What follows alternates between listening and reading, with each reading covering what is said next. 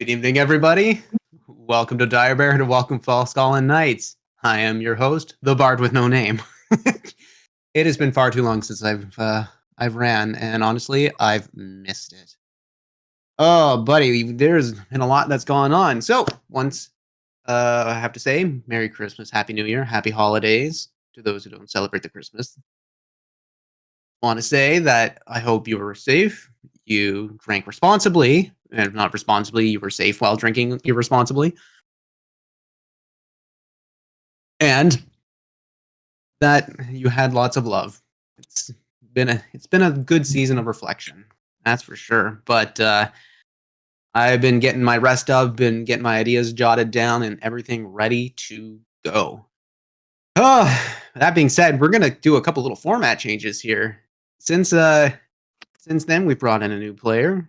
We've got one of our players doing the ad reads now. And at that point, speaking of, let's go to Tom. Well, thank you, JT, and thank you, our lovely adventurers, for joining us here again. It is great to be back. We're so excited to have you along for more patented Falskallan chaos. We are also grateful to D&D Beyond for continuing to sponsor us. Their platform allows us to keep all our campaign info and character sheets in one place. They've got extensive character creation tools, expandable notes sections for every excruciating detail of your rogue's edgelord backstory, and a handy campaign logging tool for DMs, which I'm sure JT is going to regret the second our adventure begins tonight. Things are gonna get spicy! In fact, they may get a little too spicy for Twitch. And my lighting and the fact that I'm reading this script off the same computer I'm trying to coordinate camera on might screw this up anyway, but I am willing to risk it for the bit. Behold! If I lined this up right, you should be looking at my glorious chest and seeing the Dire Bear has merch. Unless the decal is not showing up. Oh, no, it is good stuff. But if you want as well, you can also scroll down just below our stream to see that Dire Bear has merch. We've got shirts, we've got sweatpants, hoodies, mouse pads, and more, all emblazoned with that roaring great Dire Bear logo. And as you can see, we still have the Pride-themed Dire Bear tees with the rainbow D20 in the middle. So whether you're someone who puts the gay in gamer or an ally advertising a welcoming table, you can show that Pride is a year-round commitment. It'll all help you look geek chic, and it'll help us continue to make great things. And speaking of making great things, it is our joy to announce that one of our players has leveled up in real life. Six Alive, our dear Yimmer, recently added Hot Dad to his list of class features. He and his wonderful wife welcomed an adorable baby daughter into the world just a few days ago, and we could not be happier for them. We hope you'll join us in wishing them many nat 20s in the adventure that is parenthood. Now, Six is as fastidious a father as he is a player, so we foresee at least a few times where his duties at home are probably going to take priority. If Yimmer happens to be missing, or if you hear slightly cuter giggles and weird noises coming out of his microphone, that's why. Congrats again, Six. That kid could not ask for a cooler dad, or cooler parents in general. JT, back over to you. Alrighty. Thank you so much, Tom. Fuck, I am glad I did not read the ad before. This is just a great surprise for me, too. But that being said,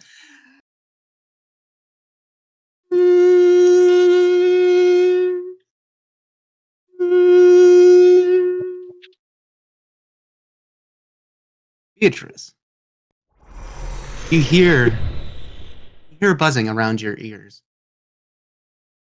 Wind is blowing,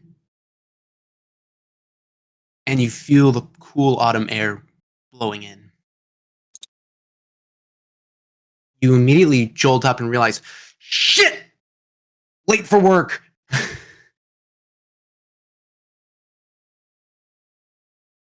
What do? I grab everything I need. I grab my tools. I grab everything, and I head over to the workshop. I'm running over there. I know my grandfather's gonna be upset, but I'm running over there. As you're doing that, you get up, and as you're making a commotion, the two partners that you had at your side in the bed there start stirring a little bit. you kind of got yourself a little bit party happy last night, and didn't realize that we're going to be a little bit late. That being said,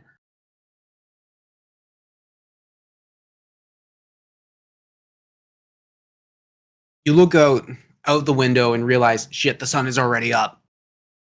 Sun's already up. As you look out the window, you look over a canal. You see the rows of townhouses lining the cobblestone streets.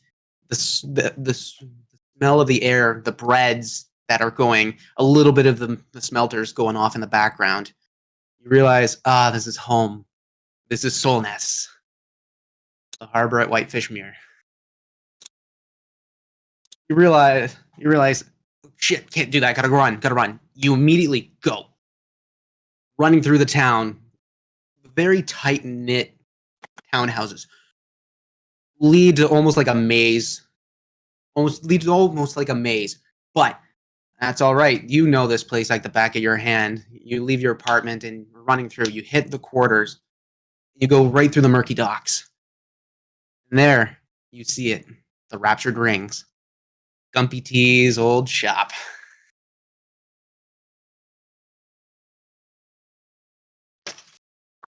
Lime.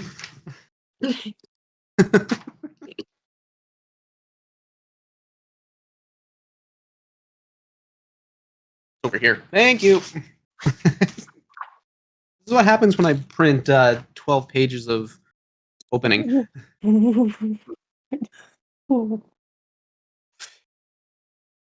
You see your brother and sister working there. Your younger brother and your younger sister. And they're already working away, hammering on a couple of different commissions. You open the door. B, there you are. Oh my god. What happened? I'm sorry I'm late. You don't want to know. I'm here. That's all that matters. I'm here. I see how it is. And Gumpy T is not going to be happy with you on that one. I was just about to ask, where is he? He's upstairs. He's kind of slow moving this morning as well, so you're lucky. On my way over, I picked a flower off of somebody's front yard, and I've just got it in my hand, and I'm holding it, ready to give it to him, just hoping that a little token of appreciation will get rid of my lateness. As you have this flower in hand, you kind of pocket it, you put your apron on, and you start working on a couple of commissions that you had been working with. And you hear coming down the stairs. You see an older dwarf, eye patch covering his eye, huge battle scar going right across, large, thick, white beard, braided beautifully, hair just as long. He's got his apron on too. Ah, there you are. B, how you doing? I go over, I give him a big hug, a little smooch on the cheek. Hi, Gumpy. No amount of sweet talking is going to get you out of trouble this time. Not even a little blue flower. And I pull a flower out and hand it to him. BT looks down. You're lucky you're my first great-grandchild. Well, you know where to go. Get going. Of course, grandfather. You start working away, and you're working on a nice battle axe. Someone within the town with a lot of wealth had commissioned it. It's going to take you a while to hammer out a lot of the kinks, the divots, the beveling, just getting everything right, getting it to the polishing stone and the grinding set. And it takes you a couple hours, but your brother and your sister, Gumpy T, is kind of meandering around the shop, cleaning everything up and getting things going. A couple walks in, a woman heavily pregnant, long blonde hair, and a male human, both of them, deep set blue eyes, and it's like a button nose. They're walking in, and they're kind of looking around. They're just looking around and realizing, okay, there's people here. Gumpy T goes over. Oh, welcome to the shop. How can I help you? And they both look over. Well, they start going into the preamble of looking for some sort of it's like something for protecting, but also somewhat pseudo-decorative as a showpiece. Starts going into the spiel. I'd like for you to make, I want to say a Smith check, but there's no such thing. So just make a strength check. 10. 10? Yeah. Right on. So this piece of iron steel is you're having a hell of a time trying to work it today. It's not heating up right. The quenchers are not getting to the right degree that you're looking at, and you're getting kind of frustrated at that. And so your younger sister Brigitte comes in. You need any help? No, I'm fine. I got it. I'm fine. Do your own thing. I got it. The quenchers have been not heating up well this morning. I don't know why. Weird. It's coming into the fall season. I hate when the season changes. I know. I do too. You're working away. You're hammering. And you hear a couple of the weapon racks kind of fell down. Gumpy T starts going to pick up some of the weapons that had fallen and back. As you stop and look and just kind of admire the scene a little bit. Out in the background, you hear screaming. You hear what seems to be like fear. It's not a scream of like somebody yelling.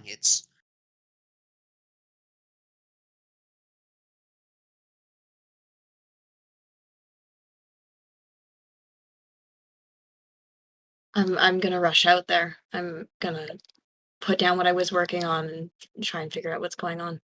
You go out to the main, like from the back smithy that you have there. You walk out to where Gumpy T is, and you notice him looking out the window and looking at the couple. Might be best if you stay inside for a little bit there. Hold on, give me a second. As he starts walking to the front door, all you hear is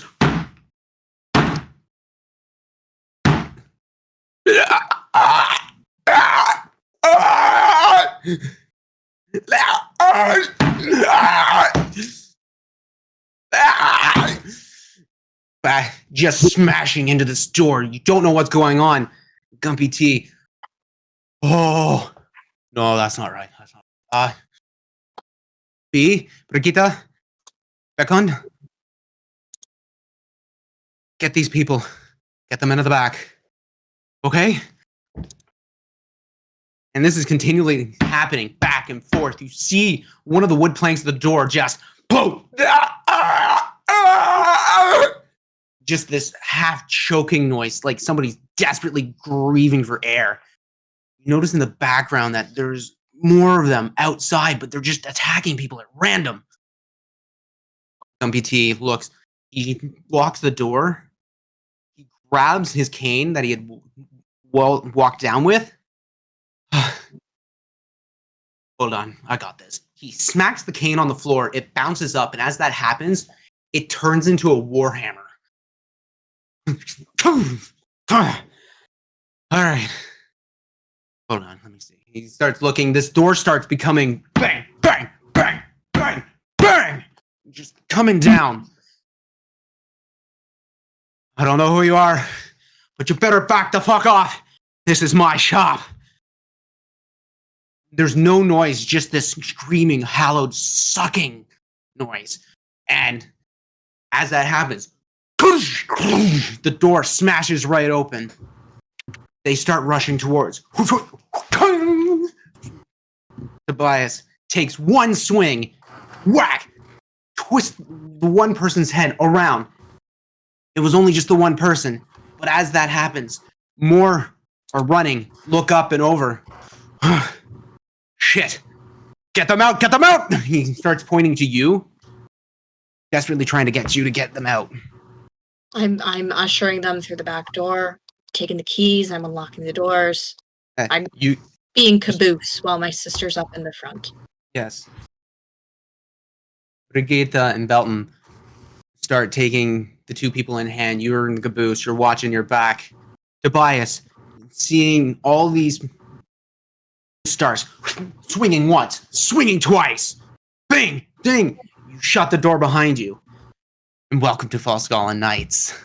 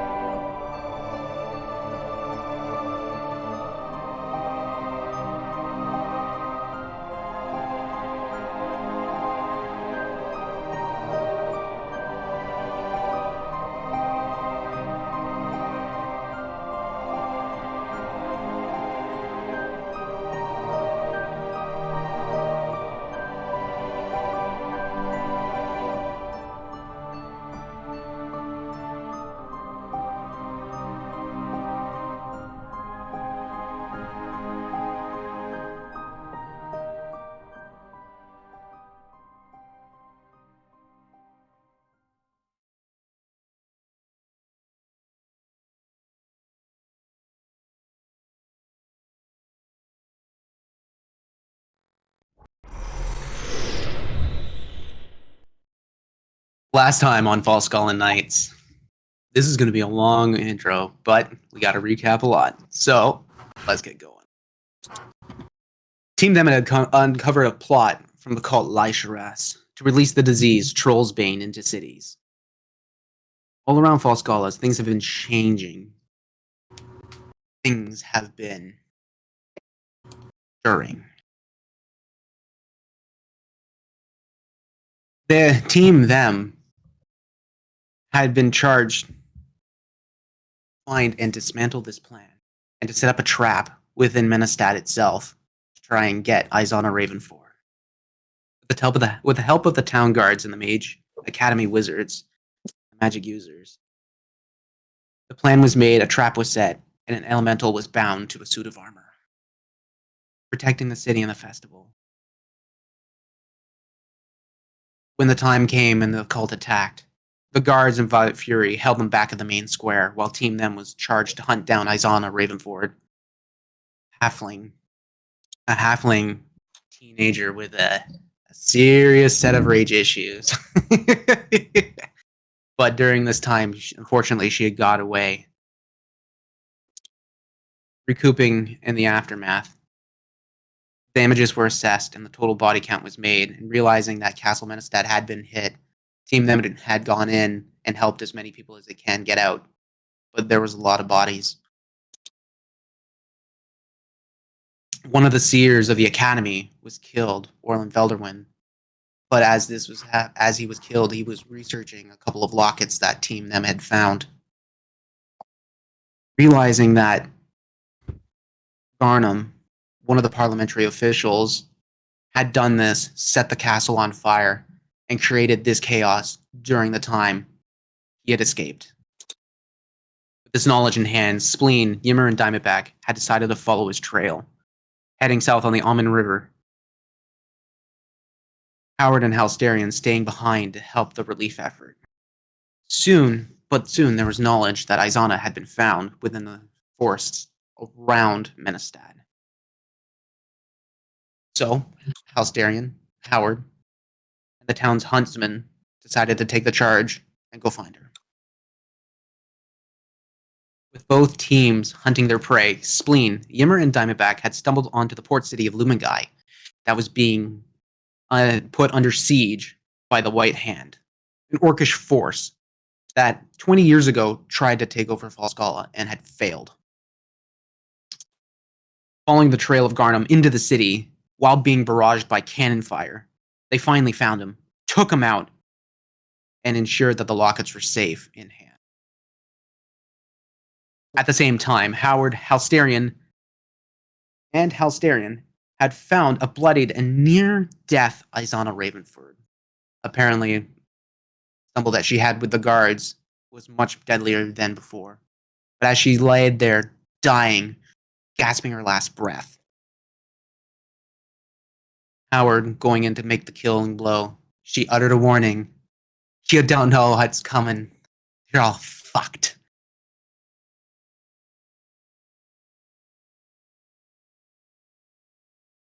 While in Lumengai, the siege was finally starting to come under control.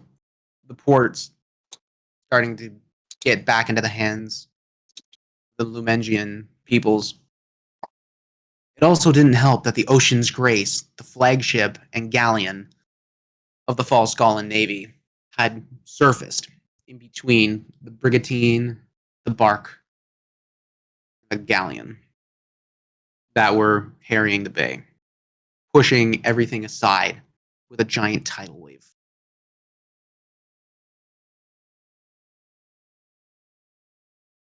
Spending a day and a half to recoup all forces and setting up barriers, Howard and Halsterian had finally come down to Lumengai to help out. Realizing where the Orcish forces that had landed on the beach, they weren't coming towards Lumengai. They moved towards the Ilbrin's Cascades. With that knowledge in hand,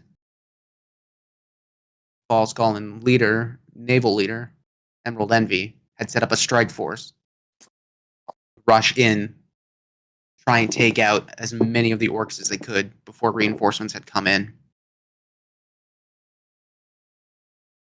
Walking along the coastline and heading up into the Cascades, Team Them had followed suit and quickly soon found the Orcish camp, noticing that there was an altar being made, sacrifices being dealt, a portal being summoned, and an old friend doing it, all within view of Halsterian and Howard, NC, former friend, former academy mate. With that,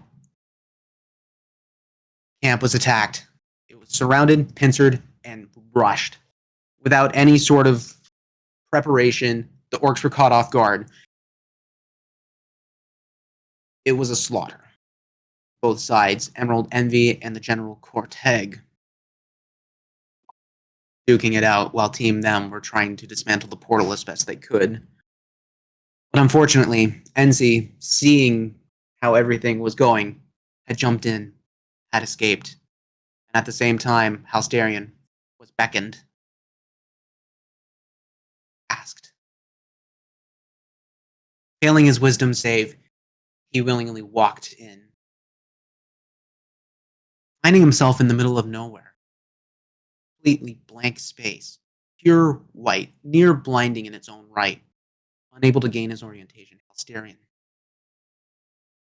Halsterian know where he was.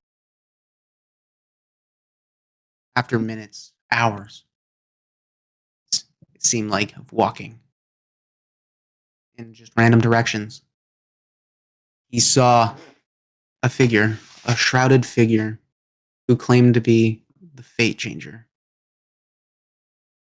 Someone who could control the fates. She had claimed that in her orcish form that she had plucked Halsterian from the grasps of the hungering chaos.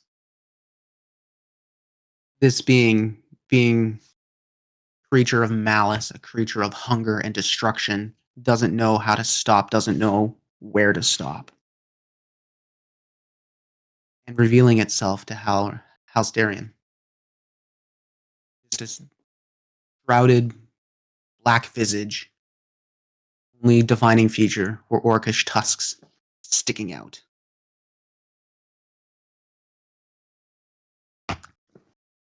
Having a miniature battle, the Fate Changer and the Hungering Chaos had been pushed away, but during that time, Halsterian had found out that his powers, his patriotic powers, were not of his great-grandfathers. They were of the Hungering Chaos. During this time, with the last little bit of effort, the Fate Changer had decided to pull out a tarot deck and draw 5 cards to foretell the future of Halsterian and the people who he walks with. Drawing 5 cards, the fates were sealed. She sent him back. As he came through the portal, Halsterian, welcome back to the world.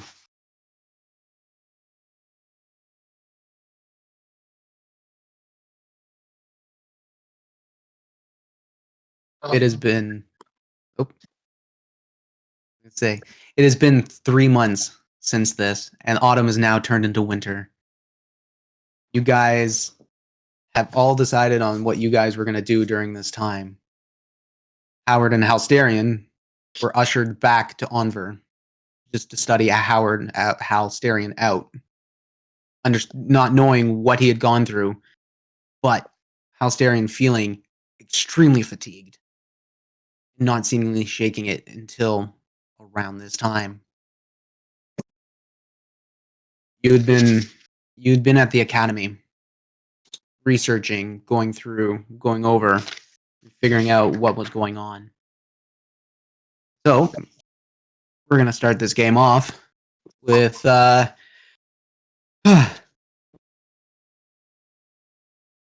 who wants to go first? Better yet, let's just go into it. All right, Sescapade crew, let's do this. I told you things were going to get spicy. This is probably a good time to let you know that we have received a party boon and a party bane. Party time. To start chaos with Thank chaos. you, Traz. Yep. Thank you, Traz. Oh, man. What do we get? All right, so Sescapade crew. During this time, Howard and Halsterian had been ushered off by the academy, by the mages of the academy, some of the soul weavers, and people who were generally just going to get redistributed after this routing of the Orcish crew. You guys start in Lumengai. So, what's going to happen is, let me just read through the notes that I'd been given. Yimmer embarked on a cross-country tour of drinking and expletive as much as he possibly can. Spleen joined in because, well, nerd stuff is nerd stuff. It's boring. Yeah. Not my cup of tea.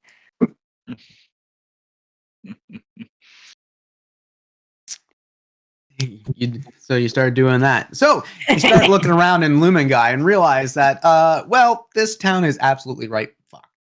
It's still peppered and pockmarked by a bunch of cannon fire. And so you decide probably next best thing is shoot up the Menestad. Start following up the river, following up the Almond River, and going into Menestad. And that you do. It takes you about a week's worth of foot travel just to get up there. So during that time, if you guys want to role play or whatever, just feel free to cut me off. I don't want to just keep doing this thing, but yeah, you get in the Menestad and you start looking around and you find a couple of houses of lady favors. The home of the ladies. Yeah, we do. And this time, Spleen doesn't come back covered in blood. Oh my god, yeah. Positive boom by all accounts. Yeah, at least Diamondback didn't have to go through that one. Yeah. How the hell did I get saddled as the party adult again? Well, you're just so adult and tall. So, everyone kind of assumes that, well, you're the one in charge. Well, not going to argue with that. I think Hal and Howard might. So, how are both of you doing? Oh, well, I'd say I'm spent, but, yeah, I can go again. Probably, yeah. Yeah, you asked how we're doing? Do you want a description on how I'm doing? The How I real do it? question is who? I am okay not knowing either of those details as long as you two are having fun. Well, that's good because it'd be easier to just ask who we haven't. That's true. I mean, does anybody in here want to raise their hand? Yeah, not too sure anyone wants to admit to it after the stuff we did.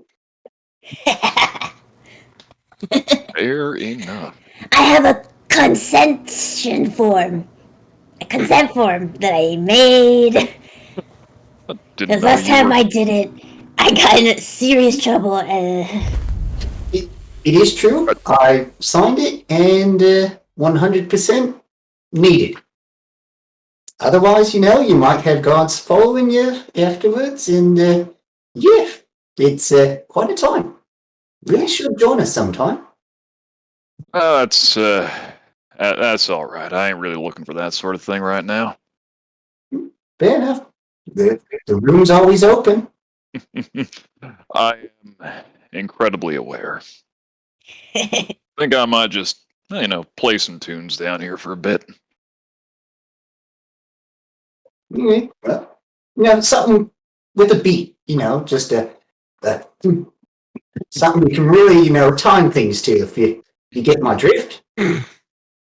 Oh, something like, let's see here.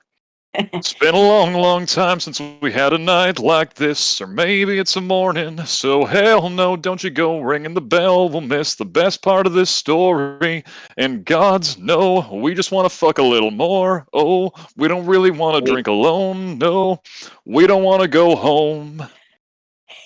Yeah. I'll see if I can workshop that one a bit. You just start singing, all you hear is Oh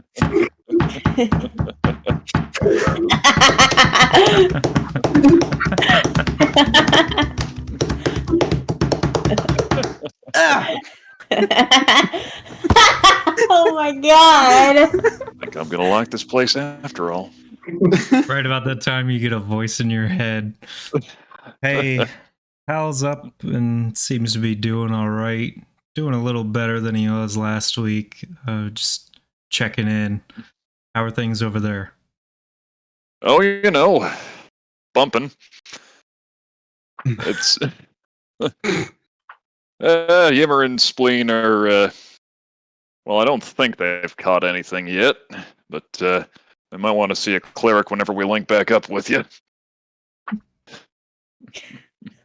Oh my god. I'm so red in the face.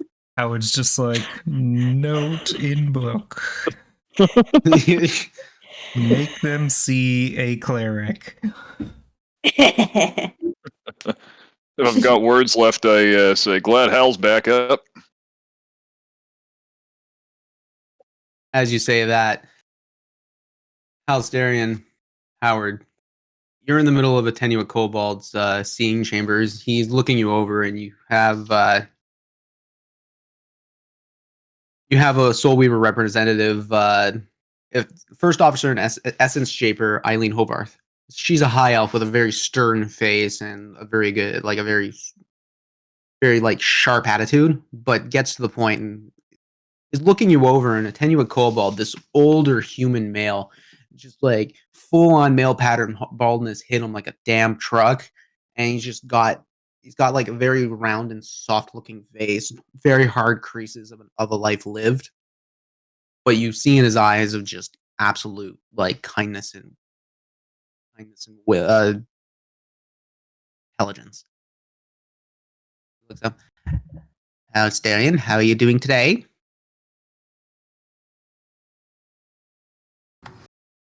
Well, I'm certainly doing better than I have been, but I still get these headaches from time to time.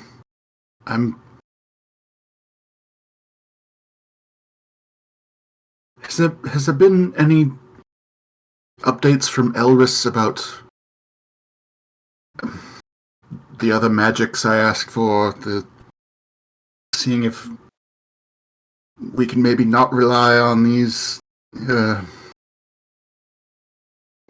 whatever is my great-grandfather's problem. Tenuit. I'm sorry. Look at this, Elris. Jerok. They're both on assignment right now. I haven't been able to get them to go read into anything, and a lot of our people are spent. The situations that happen in Bloknesvik and Solness they're taxing us. We seriously don't know what's happened there. Eileen, do you have any thoughts or theories? She looks up. As far as I know, I think it's that disease that's been kicking around.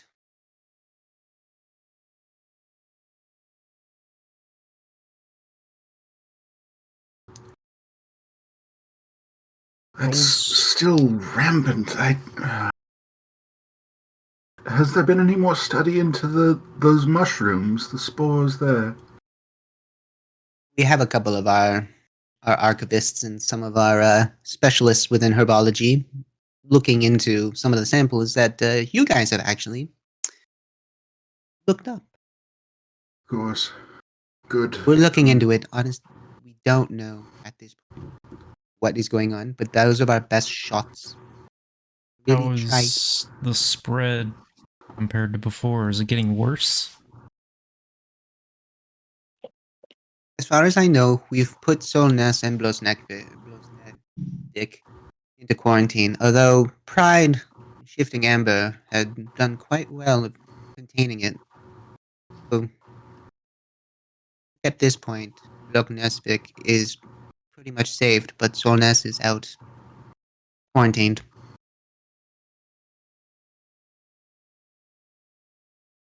That being said, I'm going to ask you again, like I have today, before. Do you remember anything when you were in? How was your memory? It's still very hazy.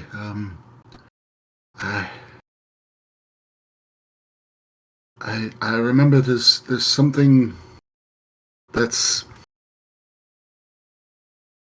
either wrong with or plaguing my great-grandfather. I need to figure that out and be prepared before we go to help him, and I know neither of you want any part of that.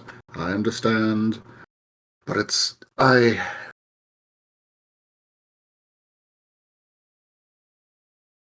we need to approach this more differently than what we have been, because it feels like we've been just walking right into their traps over and over, just like that rotten teenager said.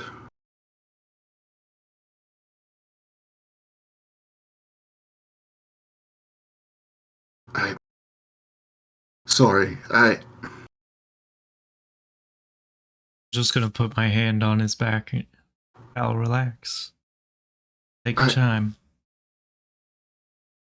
There was someone else there. I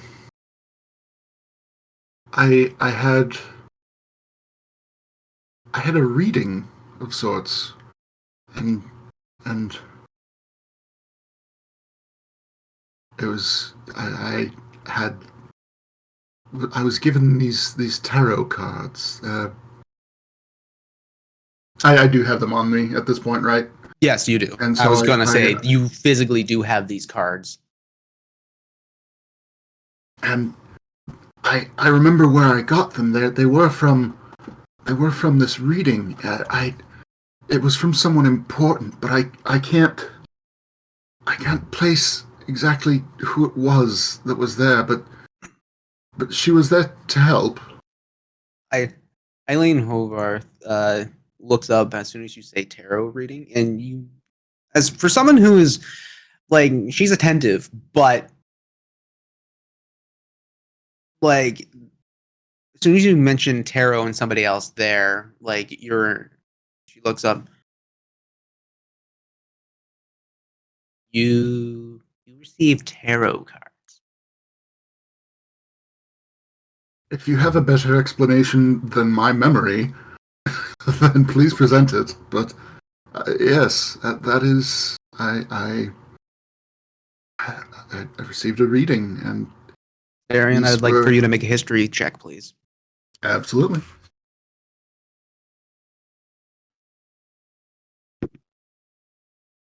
21. Nice. As you're looking back, you're you're getting a lot of like visual, like a visual feedback, kind of like looking at a bright screen in a dark room, sort of thing when your eyes are not adjusted. So you look, and you're like, oh, geez, but you catch just minor glimpses back and forth, and you notice that like it was feminine, orcish like figure, but you do remember the size changing, and it was a shrouded figure. Yeah, like the hood was shrouding. Arms were always out. I'll go ahead and relay that to them then. And these, I could see she had tusks. She did appear to be orcish in nature. But yeah, her, the way she presented herself, it kept. It was like at one moment she was larger than life, and the next she was the same as your eye. It was. These memories are very jarring.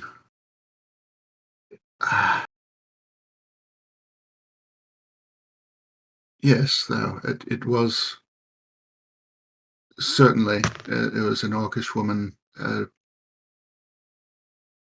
Couldn't I wonder if I just couldn't look directly at her. That seemed just to be some sort of my memory's shrouded or something. Can't quite. I couldn't tell you her facial features if my life depended on it.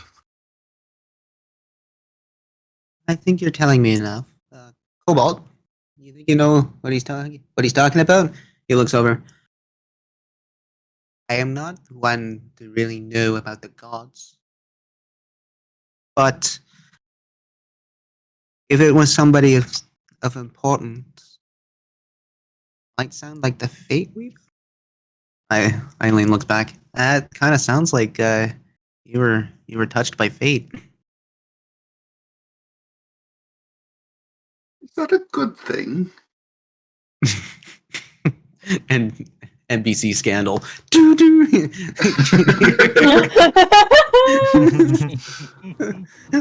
I was touched without my consent from a god.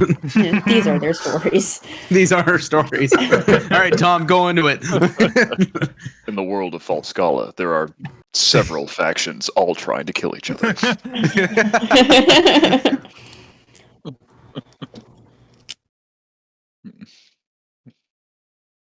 Eileen looks up and she kind of just like she takes her hand and kind of just like grabs the side of your head and just kind of looks back, looks into your eyes a little bit.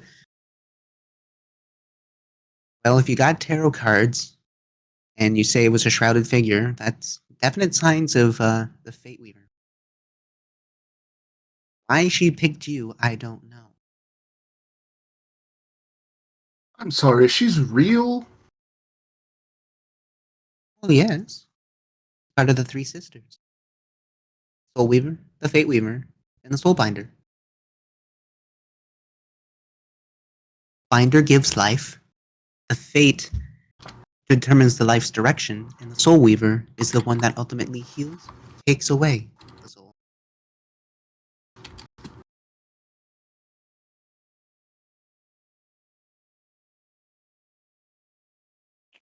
I've been reading the wrong books.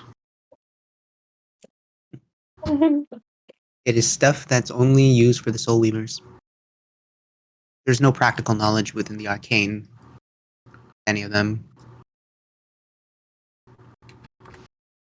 Tenuit looks up. That's not exactly true. but we'll have this conversation not within earshot of the rest of you. As we pull the camera back, Beatrice, you, your brother and sister are within one of the quarantine camps. You're outside of Solness, but you guys have been kind of just not walking around. You guys have been helping out with the camps and whatnot. You've been found to not be an issue, and because of who your grandfather is, you've been well known within the society in the town. So you've already been given a lot of access to just like feel free to help out or leave as you may. And so Belton comes up to you, and he's a dwarf. He's a dwarf. He's got short hair, almost crew cut style, and the beard is very like shaped and tapered, almost like a double duck going on there, like a duck butt. His stunning, piercing green eyes looking. Camp morale is kind of low, and winter's not helping us at all. There's a lot of snow in around where you guys are, because where you guys are on the South Falskallan Sea, you get a lot of lot of residual lake effect. See, coming in. So it's been a rather stormy winter so far. A lot of people have been held up. Brigitte comes in, and she's taller than you, even though she's your younger sister. Blonde, long hair, very much following in the style of you. And she looks over. I think we might need to go get Alabelle. See if we can go see her. She's out. She's probably out in Onver. None of the soul weavers here can get a hold of her. I don't have that ability. Well, then I guess we should. That being said, we still haven't found Gumpy T. Still haven't found him. He could be still in there. I'm hoping the best.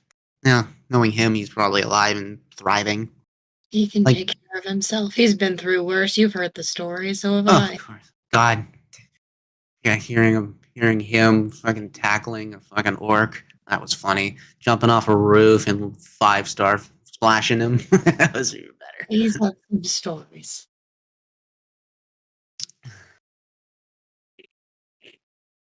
But I feel like I should be around here.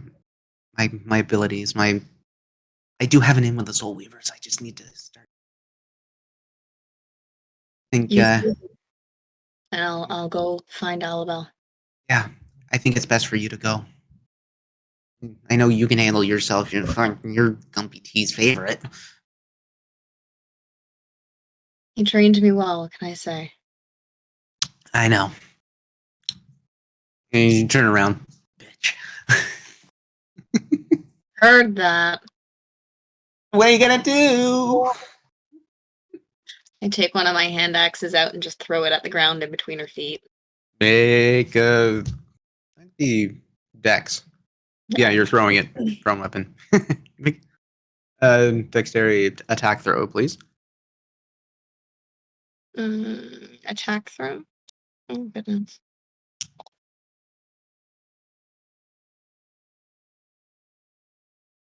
18. 18.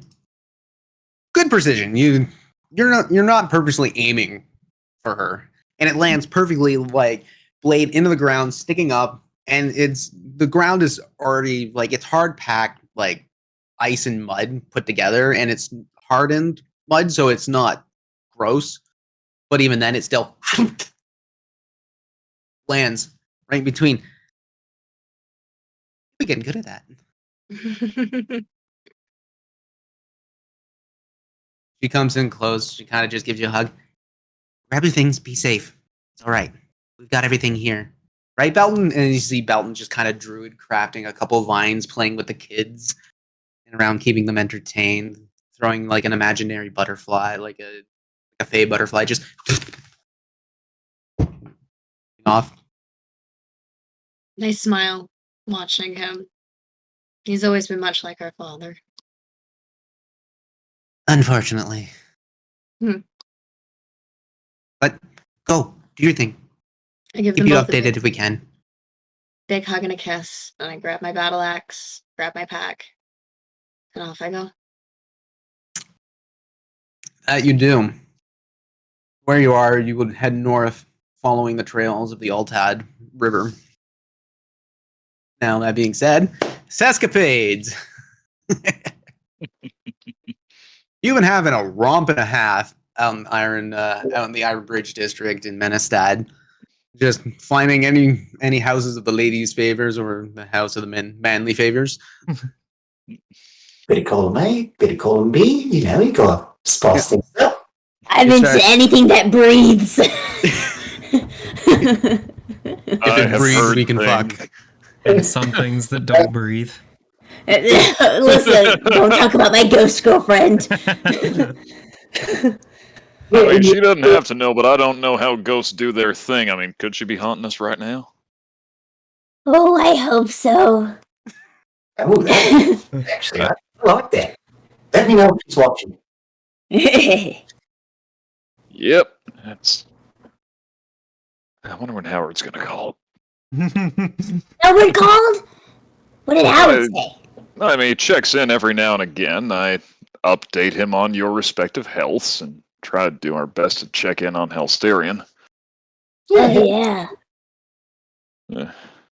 Just to keep a timeline, this is kind of like an open flow sort of situation. So it's like Jeez. how like things between Hal and Howard could be a month and a bit back. Yeah. What you guys are going through is a month in. Beatrice, you're kind of starting fresh at like heaviest snowfall. So timey-wimey stuff is just going to be happening here. Wibbly wobbly. So, dreading the details, what have you two been up to today? Again, it's who. That's the question. And or how many? That's also a valid question. 7 to answer that one. Respectable. I also found a cat in the back alley. It was really cute. I was not I involved. didn't do anything to the cat. All right. I just felt the need to check. Jesus Christ. I didn't do anything. What's wrong with you? Me? I mean, I'm a bard. How much time you got? You, on the other hand, gods. Well, you did say if it can breathe, and, well, you know, Oh, well, you're right. cats breathe. Not Okay, condoning it, I'm just saying, you gotta... I didn't. Okay, well then anything, that is not, I won't do that. I have morals, sir. Well, you can't sign the consent form. That's true. Yep. That's why we have it. Which reminds me, I've been meaning to ask, by the way, what the hell is a Korhiaran neck bender? Because I have never in all my life encountered anything described as such. It's amazing. Well, first, you put their legs over. As this is happening, we fade to the fireplace. No. Back later, the Diamondback's just got bags under his eyes. My God. Mother of God. Actually, speaking of ghost ladies, who has the lockets? That might be me. I know you guys would have had a chance to give them like Yeah. the house Oh, or yeah. Howard, because at this point I think Spleen is the one who has them. I have 2 lockets Yep. and Izana's locket. So I have 3 lockets. 3. I have Izana's locket, You got Izana's locket. and then there's 2 lockets. I think Yimmer of and I which found is- one Yeah. at I the dig we forgot. were at, and then we recovered another one at the underground base. That's good to know. Yeah. Okay. That's And very good to also- know. I totally forgot that you guys had. Do we have Yeah. Patrina's locket still? Mine. Okay, I'm just making sure that that's one of the three. The other two have not been opened. Mhm. Not I for mean, a do you lack think of we should have? trying. Do you think we should have sent those things with Halsterian and Howard? Probably. Why? You know, sometimes people like to feel like they're with someone important, someone special. You flash that, they're like, ooh la la, you're Explains how we got into that really high end place. And think about it. The last time that I let anybody have the lockets, we lost it. So honestly, it's probably best that it is in my pockets. I agree with you, and that frightens me. Why is that frightening you? What? A variety of reasons.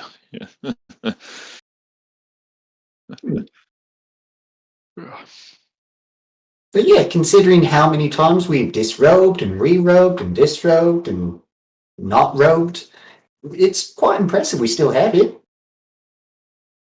I tend to agree with you on that one.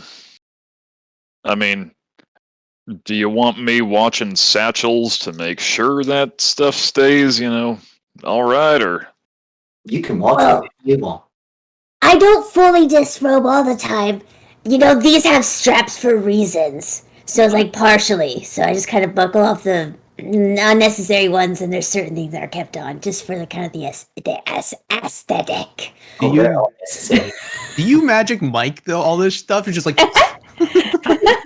There's a bunch of straps for a reason. yeah.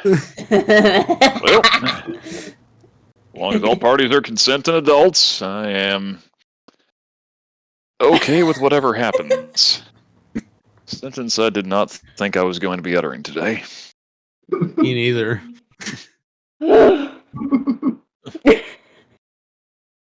Welcome back. Oh, fucking horny.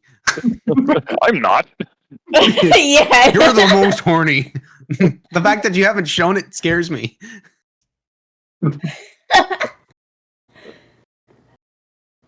It's always the quiet ones. But yeah, not doing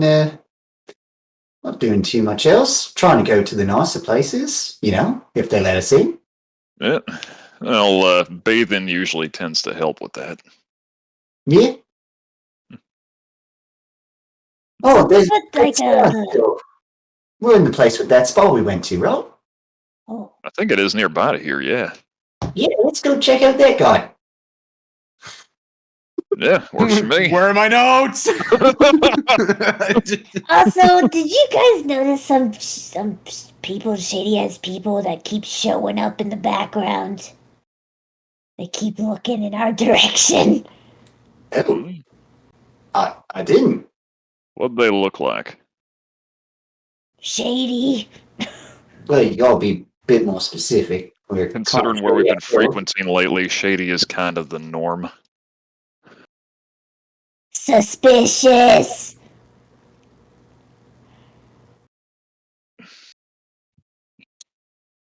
I should just go walk up to one of them.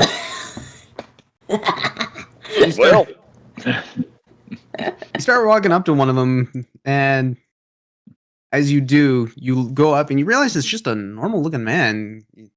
Like, The fuck do you want? You piece of shit! Why are you looking over here? you start yelling, and he just kind of looks back aghast and like, I don't understand what you are talking about. Your eyeballs, these looking over there at me and them too. Fucker, mind your own business. To be honest, we've been noticing you frequently on a lot of the houses lately, and What do you want in? He leans in. Yes. Sign this. What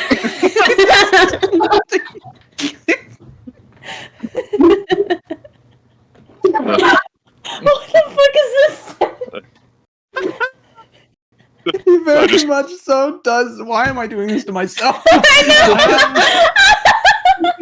I just tune up the lute and start playing with a jaunty little. Well, up there in the bedroom, I can hear them start a song. The guests are getting rowdy, I can hear them sing along. They'll be handing out the honey and the sugar till it's gone. Yim and Spleen, the bakers, will be cooking all night long. Yeah, you're getting real good at those. Yeah. Yeah, thank you. It- I owe a lot of apologies to Great Big C and Alan Doyle tonight. oh. It's a real skin slapper. Hey, That Diamondback, sentence is going to haunt me. you guys still got them amulets? We might need them. Oh. Hang on. We got them. Surprisingly, ain't lost them yet. What do you need them for?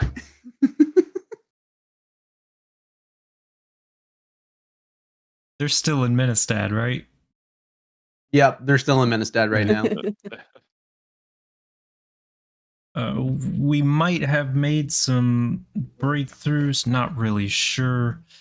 I picked up a new trick. I'll stop by in a few days and pick them up from you. Well, sounds good. Given that we haven't hit every brothel in town yet, I'm pretty sure we ain't going anywhere anytime soon.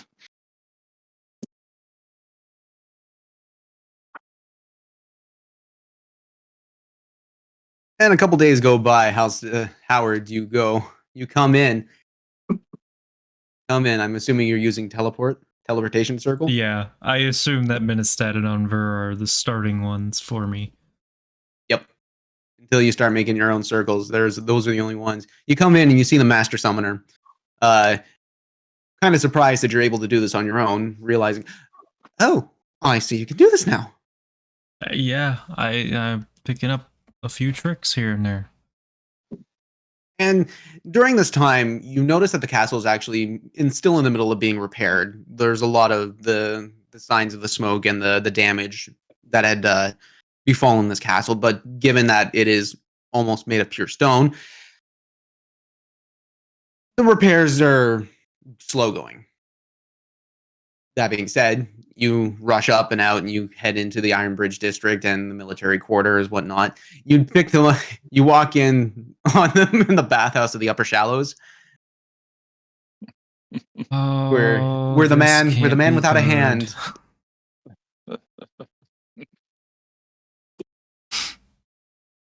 Did Hal come with me? I don't know. Hal, did you come with them? You muted. You're muted. Thank you. If I'm allowed to leave, I suppose I would have. Go out for a stroll.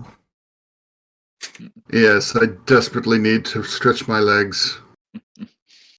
As you try and go out, you see a tenuate Flemish heart, the red dragonborn come out.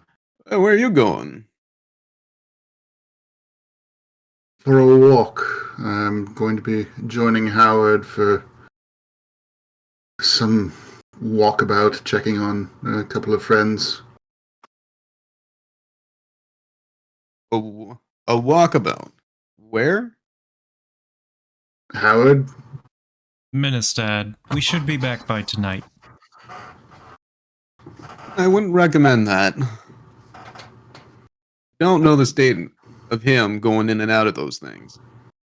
Seeing as he was pulled out of one, severely fatigued. Who knows, whatever's binding him to other planes could grab him at any time. Something we should try and keep an eye on. Make sure that any sort of tethers and whatnot, if there's any, it's a safety precaution. Well, sorry, Hal. We'll go get some food when I come back. Yeah, I think I'm going to need some alcohol. This is the first time I've actually missed Jarok. God. I won't tell him. Oh, Do exactly that. How Halsterian, you end up. I'm railroading this because I want to have this scene. This is my moment. You end up going to the guild hall. You're walking through Onver, and at this point, it's very much like where the academy is in Ashhorn's Hollow. You walk into what the London on the Thames is, but there's a light snow coming down. It's rather pretty and beautiful, and at this time, the sun is already gone, so you see the lights. It's very Victorian. It's a scene to be had. You're walking in, and you go across the Solomon's Bridge. There you see the guild house, the giant mansion right by the bridge. You walk in, you walk in, and of course there's Libertia, that short, rotund woman with a poncho, a giant pipe.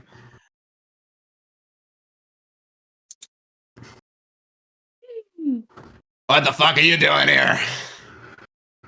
Oh, just mine.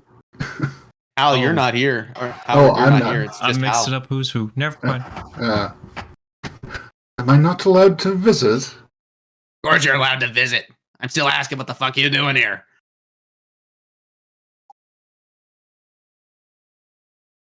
I think I left some effects here, actually, and I wanted to pick them up. Did you bring that fucking crocodile with you? Oh dear, I didn't, but I don't know where it is. I hope Spleen still has it. Wait, do I hope that? Oh dear.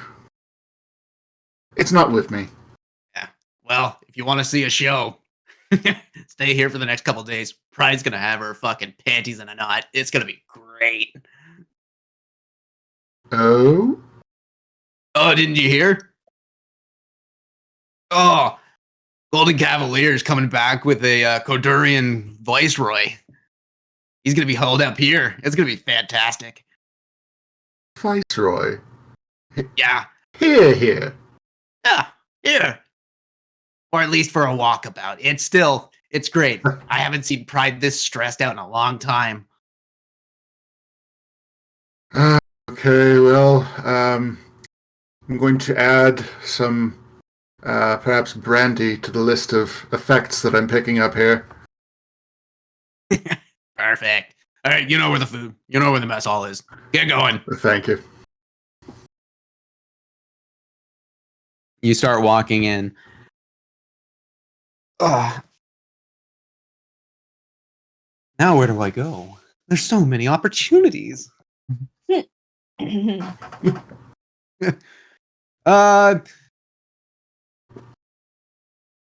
The Sexcapade crew. You guys are still going at it, but you decided to move off of Menestad and go into Sonnehild. And you notice that there are people following you, and you're kind of keeping a long eye, but at this point, it's We that good? Like, do we put on a show when we, do the thing? I mean, I do. Getting a decent amount of coin busking while you guys are, Can I try to get like a read on these folks we recognize? make a perception check. Alright. Reed, you're looking at possible intent, or are you just observing? Possible intent. Insight check, please. Alrighty, that is a 24. 24. Perfect. Looking around, and the fact that they're staring at you, kind of disturbing. Are they staring at the group or are they looking at me? You're looking at everybody. Almost looks like a size up. Yeah.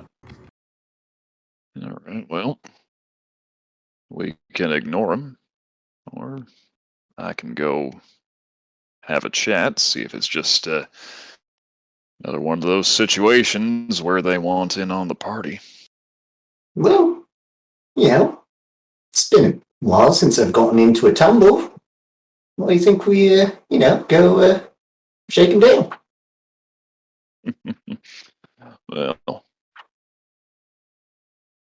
let's just see what we can find out first. You want me to be obvious? You be less obvious? Sure. Yimmer will go try to hide, I guess. Go hide. Okay. Just gonna stand there and like make eye contact with them. Queen, you keep doing that. Okay. you guys start doing that. You notice the group, like, they're looking and they start coming forward a little bit. They come up to you, Spleen. Diamondback, you're still there or no? Yeah, I'm still here. Okay. I was gonna go approach them, but if they're approaching, I'm just gonna kind of like pull the cards out and shuffle a little bit. Look up at him. Greetings. You see about 4 different guys. You see a red tiefling, long pointed hair, horns. Yeah, long pointed horns, and long pointed horns. Oh, geez. My mind is absolutely running wild right now.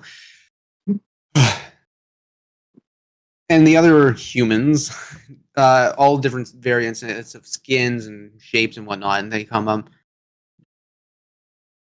Notice that you guys have been frequenting the houses. I was wondering if you could join. Was wondering if I could join. Like, do you want to be, as in you want to, do the thing with them tonight, or you want to kind of like attach yourselves to us? Tonight? Hold on. I kind of toss a message over to Yimmer. Yim, it's okay, they're just horny. You. Meanwhile, you see Yimmer quite obviously sneaking up behind them with a dagger drawn. Knife away. As in, put the knife away, don't knife them. Fine. The tiefling turns around. Actually, knife play is good. Good. You like the farm? I am not one to judge. And escapades ensue on that point. You start. It's on the other side of the farm. Oh, there are little tests for what you're into and what you're not. Have fun, you two. Try to, let me know if you need any healing. Again, the door is always open. No, there's more. There's more reasons for the word edge play. It could be on the edge of losing your life, or many more. So no healing. It's all right. It's all right. I've been enjoying myself my own way. And we cut to the fireplace. Beatrice. Sorry it's been taking so long to get to you, honey. No stress. I'm having fun listening. Okay, good. It's not usually always like this, babe. Somehow I feel like this is the start of a precedence. Completely. Legit, my face hurts. Like, I don't know. Well, Which found is yourself, not unusual. You've been traveling for a little bit now, and you've been traveling by yourself. You've managed to meet up with a local caravan that had been doing supply runs between Solness and Sonnenhild and out to Flabid, and that's where you've caught yourself right now. And so, right now, you're within the city of Flabid. This city is basically two parts of a city on one side of on two parts of a river that are connected a drawbridge that it shows a main supply. And there's a tower on each side showing the defensibles to make sure that if anything is going to come through this part, because this is the shortest part of the Lodraga River, like the shortest width, because this river is huge. It is absolutely massive. So if anything is going to come through, it's got to go through Flobit. That being said, the way the city is designed is basically on top of each other. So on top and spread thinly across this river.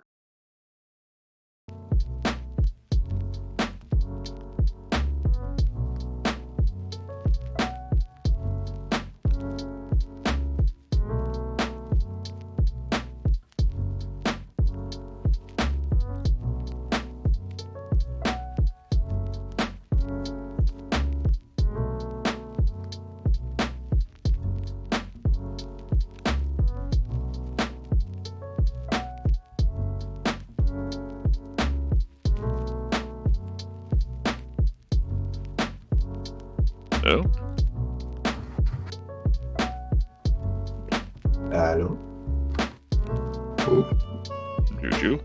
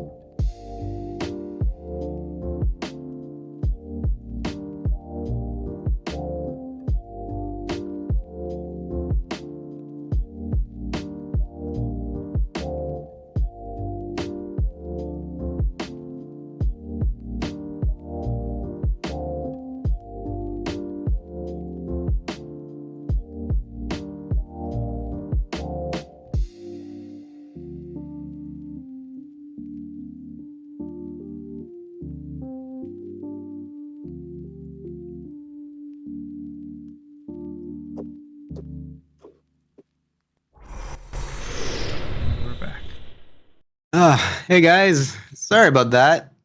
Apparently the host's internet had crashed, and that left us without two of our players, a host, and a partridge in a pear tree. So, with that being said, I think I was in the middle of the description of Labid. I'm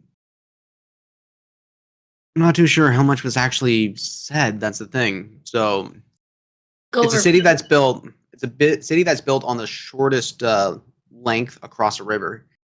It is still drastically long, but there's a drawbridge that is like the main support for all the supply chains. But on each side of the river is one very thin and long city that kind of layers upon itself. And there are supporting bridges that go across, like just for more of the locals. Kind of like some drawbridges, some of them are covered, others are stone, but generally it's Yeah, it's a city that's just built on top of each other and connected very deep rootedly that way. Beatrice, you've gotten yourself lost.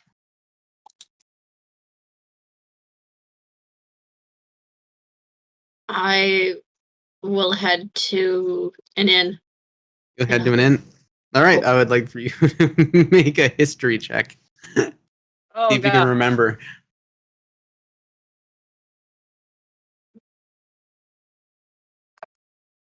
15. Nice. Having a harder time trying to figure everything out because of how everything is layered and intermingled on each other. Whoever designed the city was fucked. But you're thinking, okay, maybe if I can actually get out to maybe the river's edge, you'll find something. And so you're walking around. You climb up a set of stairs, and you come out, and you realize, it's the right side of the river? I don't remember which side I came in on. Shit. What is it? Wait, there's a bridge. We're going to go across. Start going. As that's happening, you start hearing the noises of battle happening. You hear ting ting ha. I'm going to go towards it. You're gonna go towards it. So you go into this bridge, and it's covered over. And with the snow that's flowing right now, it's like almost blowing snow. It's kind of not bad visibility, but since you're inside, it doesn't matter. You look around and you see what looks to be like a goblin just flying across, just going down, and you see kind of like a half elf just strumming a lute and singing songs. Oh no. Out of nowhere, you see one of the bandits just coming in and get a knife right to the back, and this really hairy dwarf just runs over, picks the knife back up, jumps back. I stand observing, arms crossed, just watching. And you're seeing the spectacle go on. I'd like for you guys to roll initiative, please. Yeah. All right. First roll of season. Okay. That's me. Nice. Thank you, Dragon Eye Dice.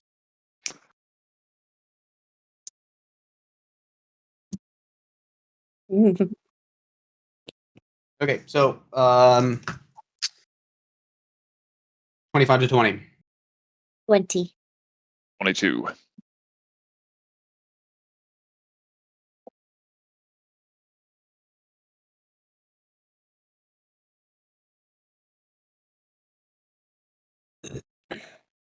Okay, 19 to 15.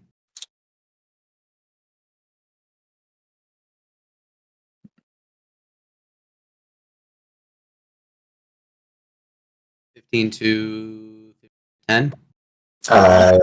12.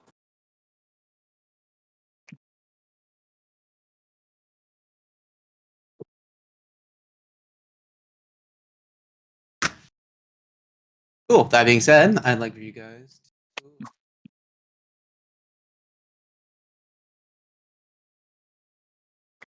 to...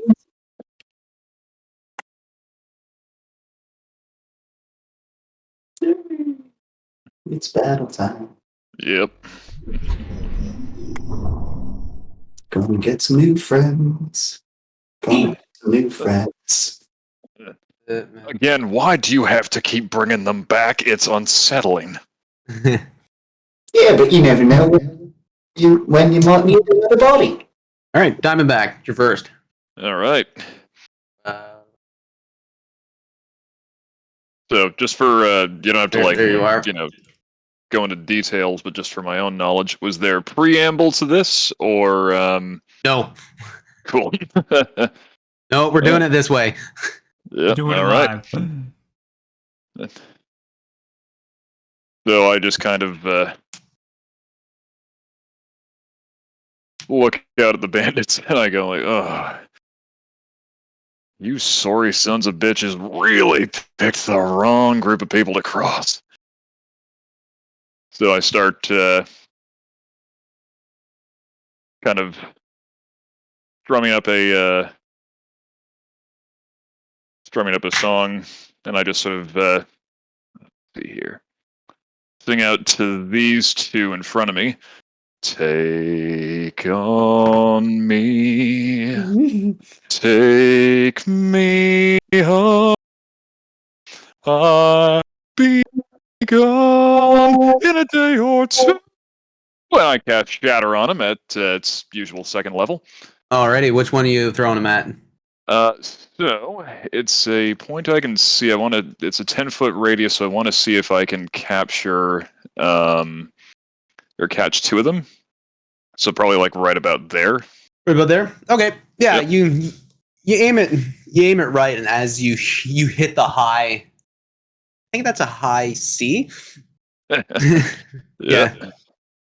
Yeah, you hit the high C. As that happens, feel the reverberations in the air. Beatrice, you feel it too.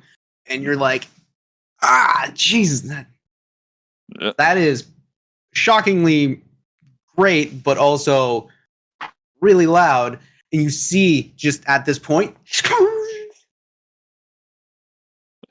the snowflakes that are falling through the air just kind of stop and shoot out, creating this cacophony and thunderous wave. It's a DC 17 con save for those two. Yeah, they both fail. All right, so that is going to be 13 thunder damage to each of them. Okay. That works. There we go. And I'm going to use my bonus action to switch up the song and look at my little green friend and go, "Oh spleen, oh spleen, oh spleen, oh spleen, I'm begging of you, please destroy this band," to give you some bardic inspiration. Ooh. Give yourself a D8, my friend. Oh, sorry, D10, I leveled up. Ooh. Ah! I forgot to mention. You should add +2 to that damage you dealt. Oh, nice, so 15 damage then. Our party boon is for the next 4 turns, damage rolls add a +2 to them.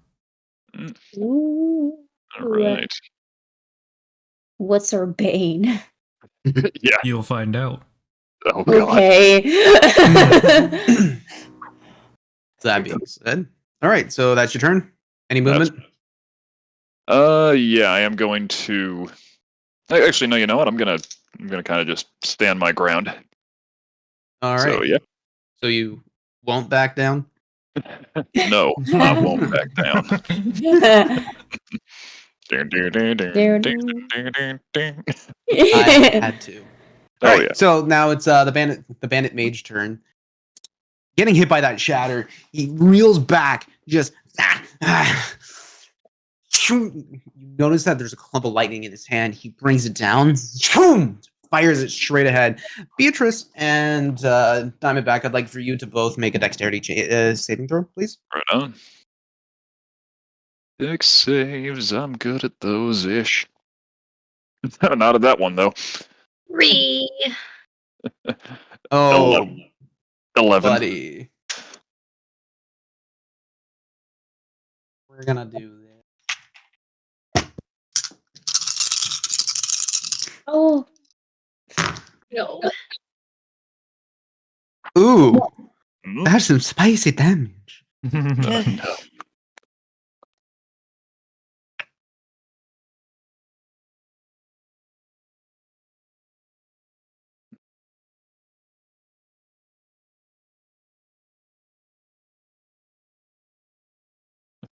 You okay? Yep. Okay, we're good. You guys will take 28 points of lightning damage. Yowza. Wow.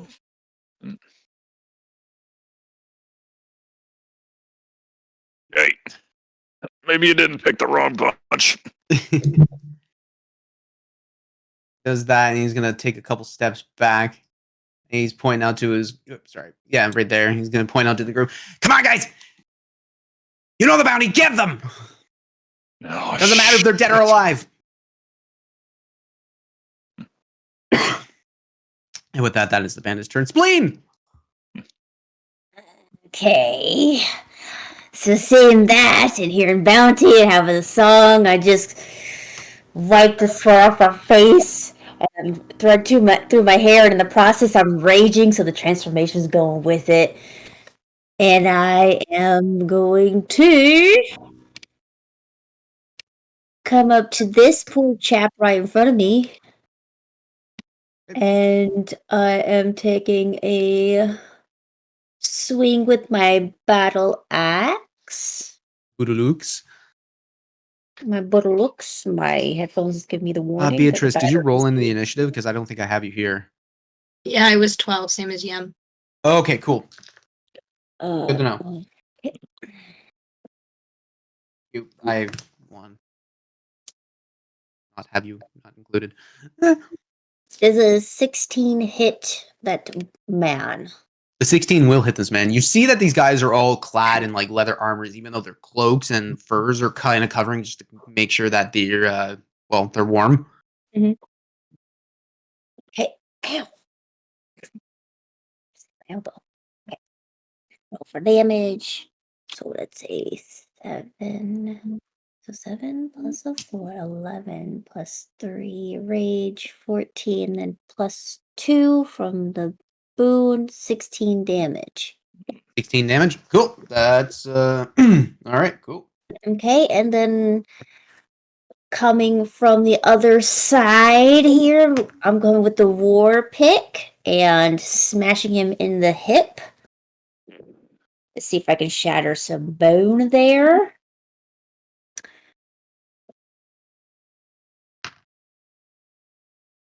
That is 19 to hit. 19 to hit. Mm-hmm. Yes, 4 plus 4, so 8 plus 3, 11, the plus the 2, 13 damage. 13 damage. Got it. Cool. And that is all I can do, because I used my bonus action already to rage. Rajay. So, Rajay, I casted rage. Cool. That's now bandit leader's turn in front of Yimmer. So they're gonna come in with two hand axes in hand. Get her alive, and he just starts swinging. I was going to say the same thing to you. That'll be a 15. Oh, yeah.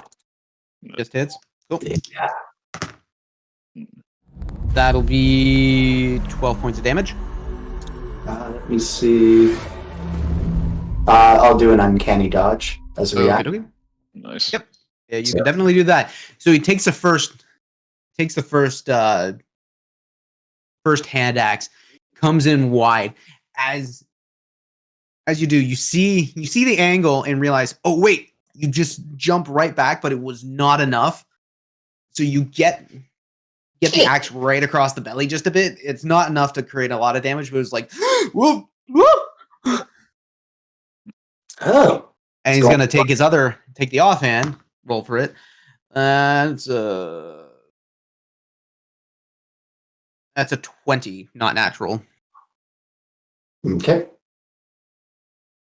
You've rolled really well with the offhand. I was going to say. I do that, and it's just, and that'll be. Sorry, math. It's been a long day. That'll be 8 points of damage on the offhand. Comes in, swing one, swing twice. That's it. Okay. Who has the higher dex between Yim and Beatrice? 3. 2. Yimmer. Okay. Well, this is Conflock last night. Although it was a little more damage. Hey everyone, don't watch me! And Yimmer is going to do something new. Hypnotic pattern. Yes, actually.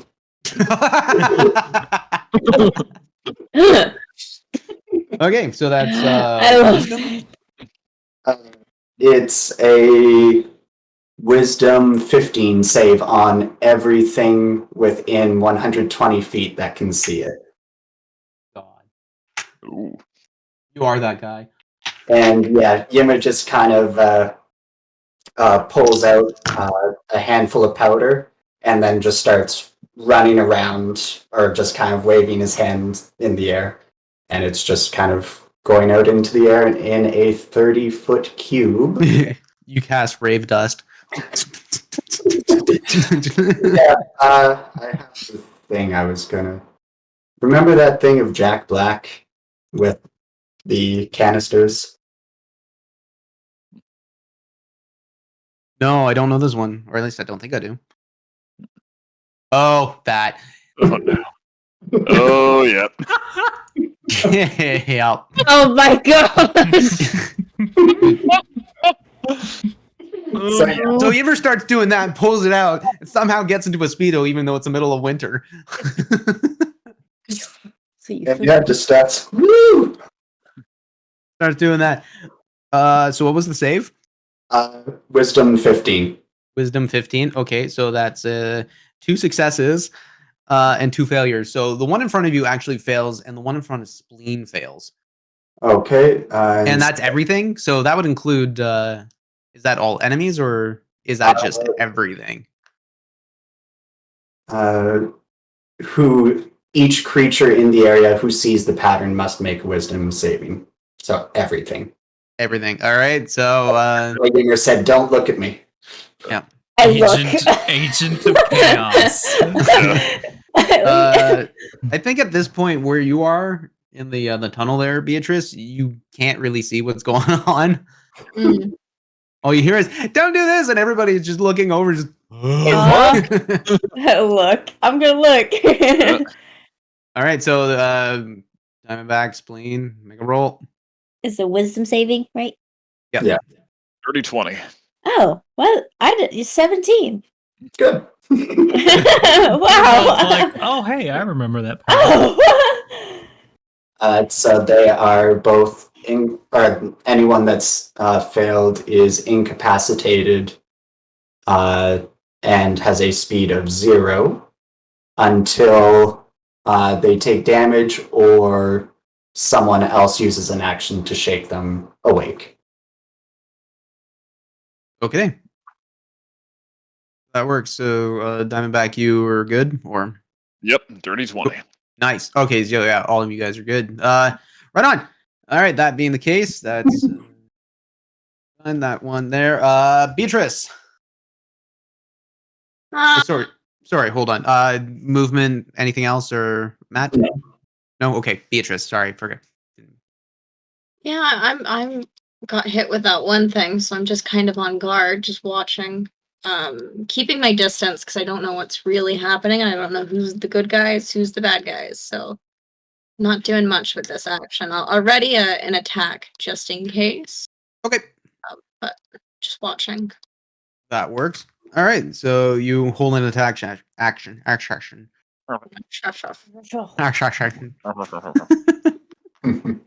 You do that. Okay. That's on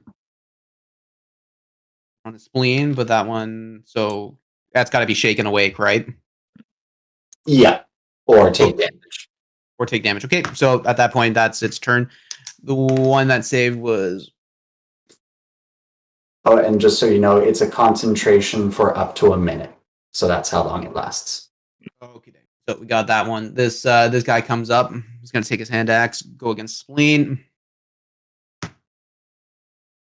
Yeah, that's a natural 16. That's gonna bring you to like a 23. Yeah, that hits. That hits. It Okay. hits. Hit me. Help me. Help me. Help me. That'll be 20 points of slashing. Okay.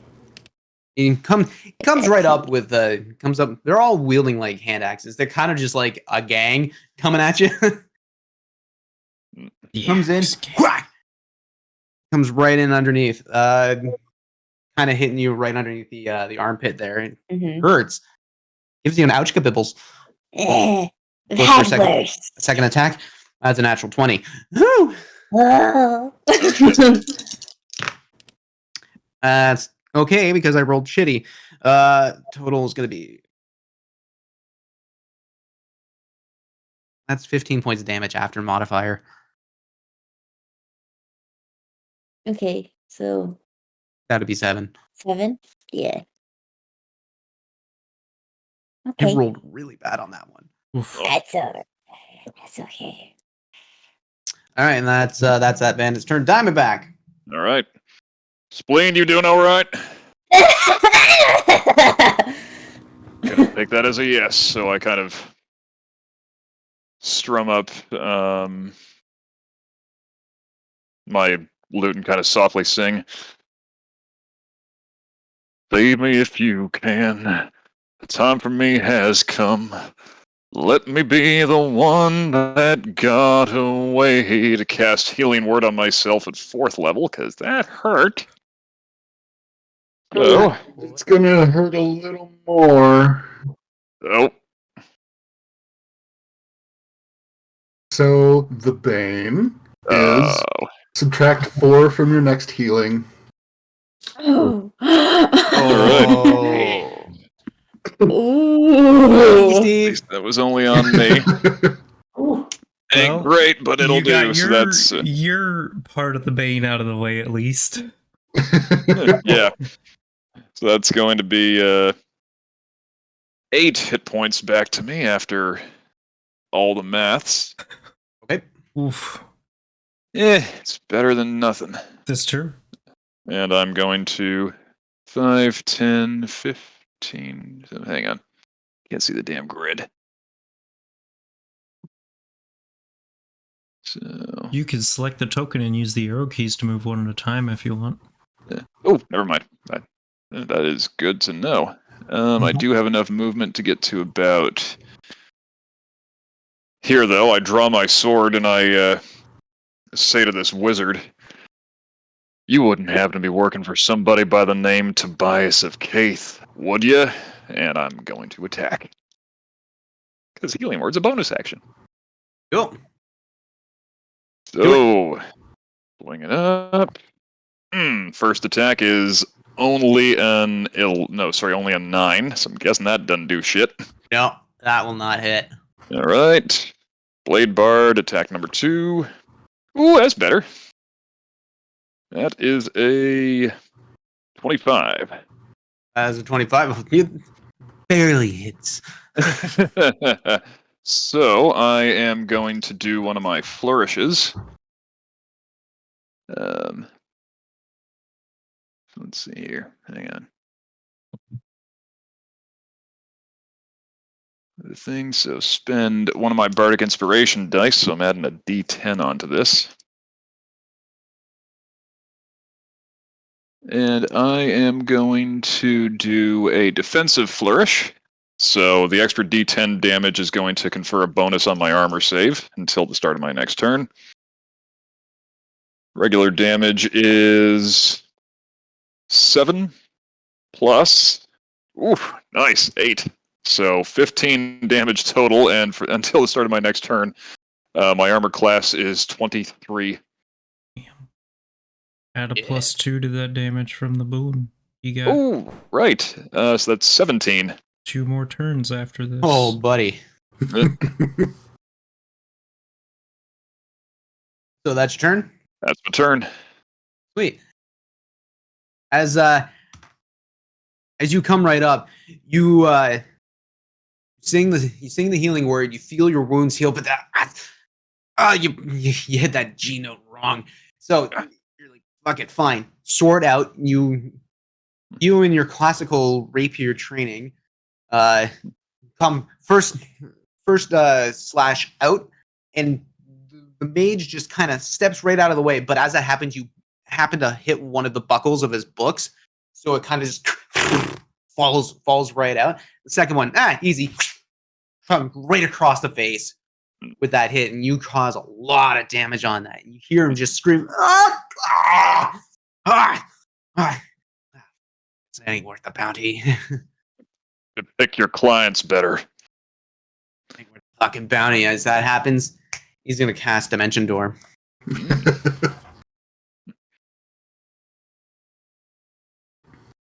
And nobody's going to try and stop it. I guess there's only one person who can, possibly. I was gonna say, I guess, do we get opportunity attacks on that, or Only if you got Warcaster.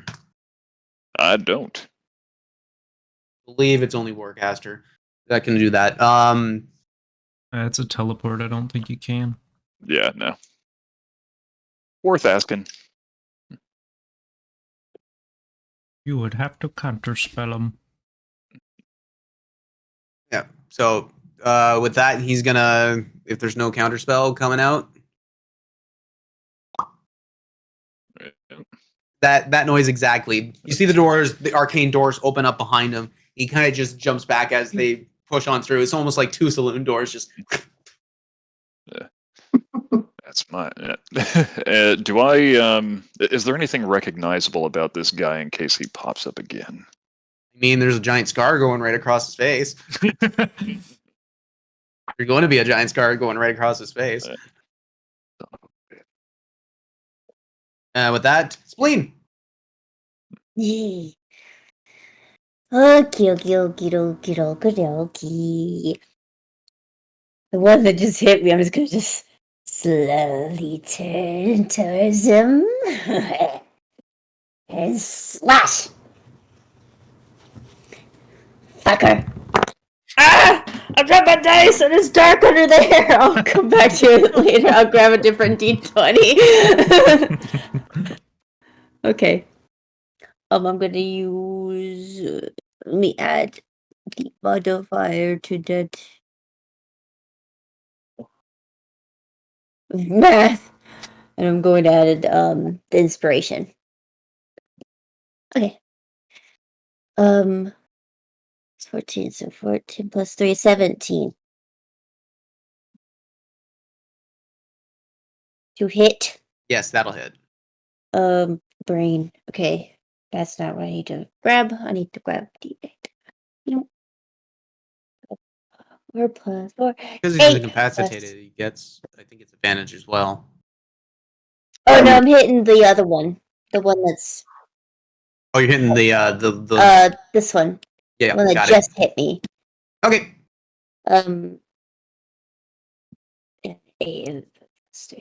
So 13 damage with Okay. that first heat. And then I'm gonna hit him again. With natural 20.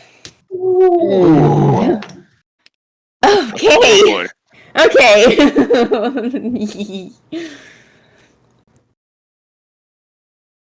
Okay. Okay, 6. So I rolled a 6, that'll be a 12.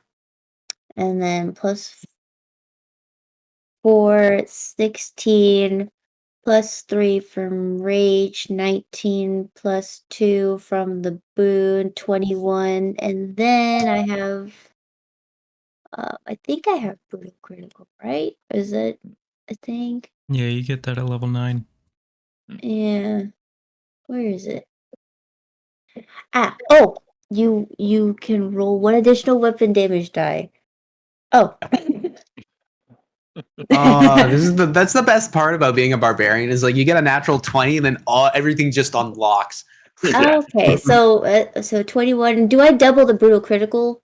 I No, don't think no. so. Okay. It's No, Okay, you I don't was like, double do I brutal double that? critical. Because That would be fucked. fucked. Yeah. I was like, that would be so fucked up. It's extra Okay. on top of the critical. Okay. Well, that is 27 damage. Okay, so how do you wish to delete this guy?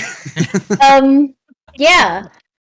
Because let's just be honest, that's a beautiful flourish right there where Yeah. you're just like, okay, I'm gonna hit him once, 13, natural 20.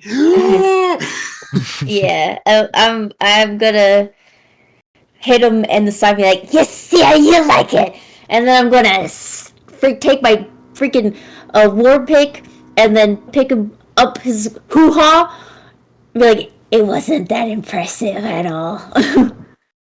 Oh my god! As that happens, you see the blood and viscera just spew out because let's just be honest, a brutal critical is gonna be metal as fuck. And bonus action attack the other guy. I haven't forgotten about him. So I just You see the guy, like, obliterate even though him. he's kind of like hypnotized in place, you kind of see some sort of like sentiency within it. You see him look over and just like the eyes are like, please no. Yeah. Please don't unalive me. No. Okay, that's a big number. I rolled a 16 plus 8. Mm. So Plus- that's somewhere in the Yeah, that'll hit. yeah. Okay. And it's just a straight roll near. Oh. So it's a 7 plus rage is 10 plus 2 from boon, so 12. Oh, okay. 12 damage. As you take the battle axe from one side and you look over, you change grip. No, this is with the pick, right? Oh no, I'm going battle axe, so I have the pick still stuck in that guy. So Okay, I'm just so you kind got of the pick turning stuck in- around. Just The pick stuck in one guy, and you judge your timing right because at least you have, or you judge your distancing right. You take a step back, and as you do, take the battle axe in. There goes the head. The body just collapses right on the ground. See, I give better head.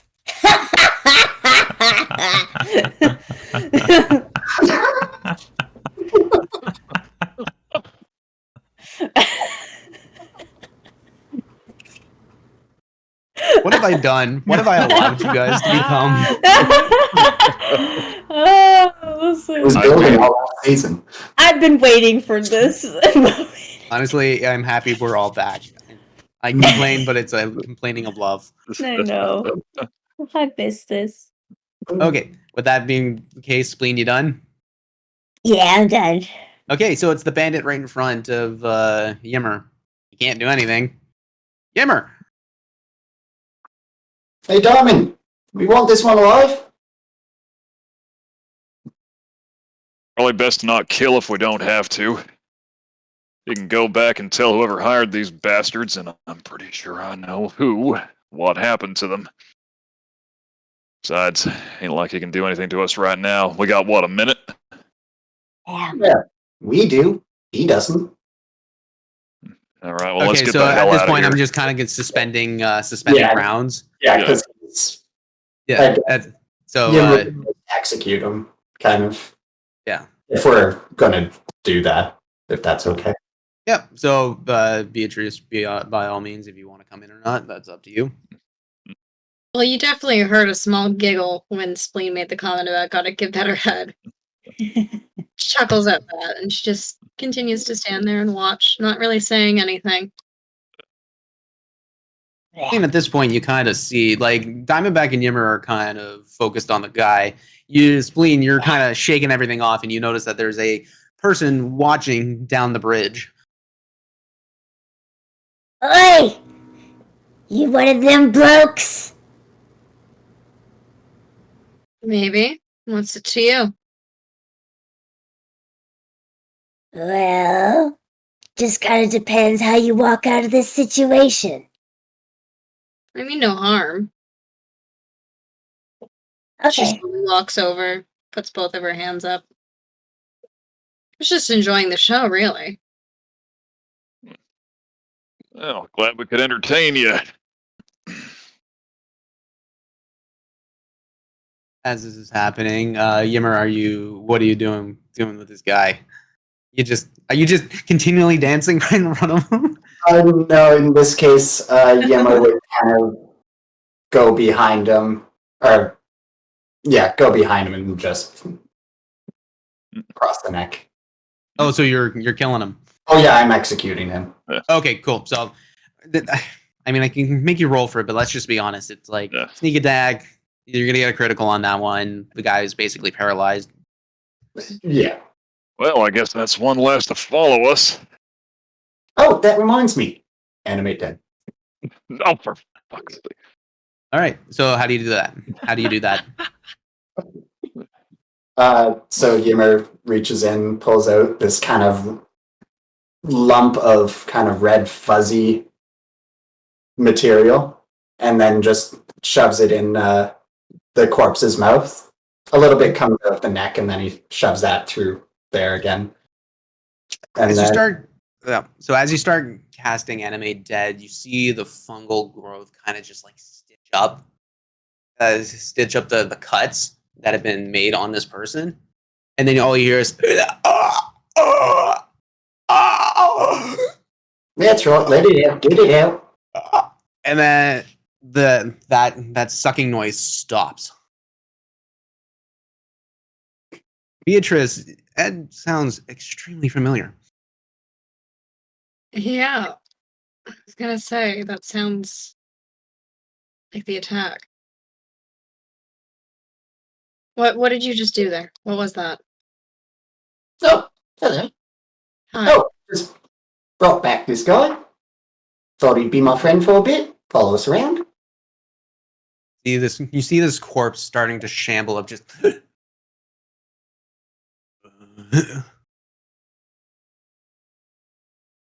almost kind of like the false impression of like the body's natural reaction to try and breathe. It just stands there, almost stiff, like all in the leathers and the furs. I think this one's going to be a stumble, guys. Ever since you figured out how to do this, I've just been losing sleep every day. Can we at least go through his pockets and see if they were hired by who I think they were hired by? Yeah, sure. Have a way. So Start you're like rummaging. wanted or something? You're like, they're hunting you down, huh? Well, that's what I'm trying to confirm. Give you the fine details when we're the hell out of this place. Alright. Just So yeah, curious. Where are you guys trying to get to? Well. Yeah, not here.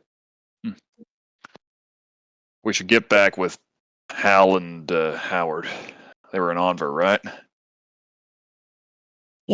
You see her eyes perk up when you when you say Enver. You heading that way? Maybe. You gonna knife us in our sleep? Maybe. Alright, well, I ain't too concerned. You just saw what we can do when we're riled, so you don't hurt us, we don't hurt you. Sound fair? Fair enough. Yeah, we don't discriminate. We've killed teenagers. To be fair, that was one exception, and believe me, if you met the girl... We're not bad people, I promise. We're the good guys. Yeah. She And just smiles a little bit. I'm- And then you see something catch her attention from the corner and she looks off. And then snaps back. I look over there. You see the form of the cat just kind of runs off. Oh wait, look, it's your friend. See? And I didn't do anything to the cats. God. Weirdos. We are so bad at first impressions. Is Spleen actively feeding things to Bree? Shush, you're not here. That was as an audience member. I'm a spleen. You can call me Spleen. Beatrice. Beatrice. Hi. Hello. She just keeps a tentative look. Still gripping her battle axe just in case. Yeah. Till she see her guard. You see a goblin about 4 feet tall, She's pretty muscly. She's got a bunch of scars on her. Some of them that look like patterns, so they look pretty intentional. Some of them from battle worn encounters, and she's got a big brand on her face, is going down the neck and then to the side of her neck of cheek here. And she's got like a big mouth of sharp teeth and bright yellow eyes, dark green hair, kind of in like this like a wolf cut mullet, and wearing a lot of different layers of straps and buckles on her person with tufts of fur. She's got a gauntlet with some gloves going over that's got some claws on it, but her other hand doesn't have one, and she's got her own claws. And she's got leather pants as well, with some fur touches here and there, and a fur cloak because of the cold. And she's adorned with a gnarly and bloody-looking battle axe and war pick, and a satchel at her side. As you say this, as you look at the satchel, all you hear is a little bit of rummaging. Just oh. Yeah. What is that? Yeah. You're an interesting character. Pull out. You see in her hand a little crocodile. About we're looking at like 6-7 inches long, green in color with beautiful like yellow stripes going down. You see a tiny little cap on top, just a little fuzzy cap to keep warm. A little fuzzy cap keep her warm. This is my child. I'm going to feed it fingers, so don't mind me. I'm gonna go to those corpses and start chopping a few. It's just strange. Very strange, these people. Yeah, you get used to it after a while. Name's Diamondback. Pleasure to meet you. When I'm not killing people who are trying to cash in on me, I'm usually in a bit of a better mood. Good to know. Good to know. And you, dwarf. Oh, hi! And Yimmer starts walking up to you all smiley. You see a very short dwarf, even for a dwarf, 3.5 feet. And he's wearing kind of rather nice clothing. He has a thick, dark green cloak edged with fur, and then rather nice looking leather, like padded leather for the rest of it. But very kind of disheveled beard with a white streak down the middle, and kind of weird yellowish, greenish tinted eyes. And he sticks out a hand to shake your hand. Hi, I'm Yimmer. She'll shake your hand. Pleasure to meet you, and who are you? Beatrice. Pleasure. And she speaks in Dwarven to you. Strange company you keep. The goblin? Really? Oh, yeah. You know, takes old Sipe to make a village. Yeah, I did. Is there a problem? Well, I get normally it's a problem, but this one's actually kind of nice. Kind of great, actually.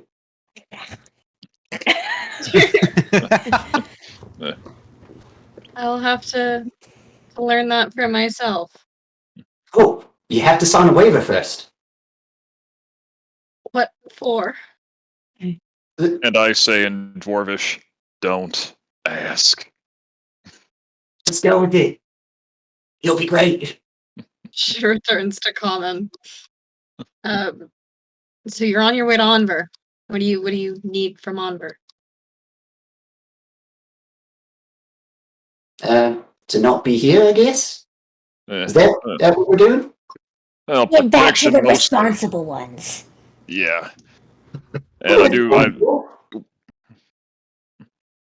you're responsible for many things, but not responsible in general, Yim. It's one of the things I like about you. Touche. And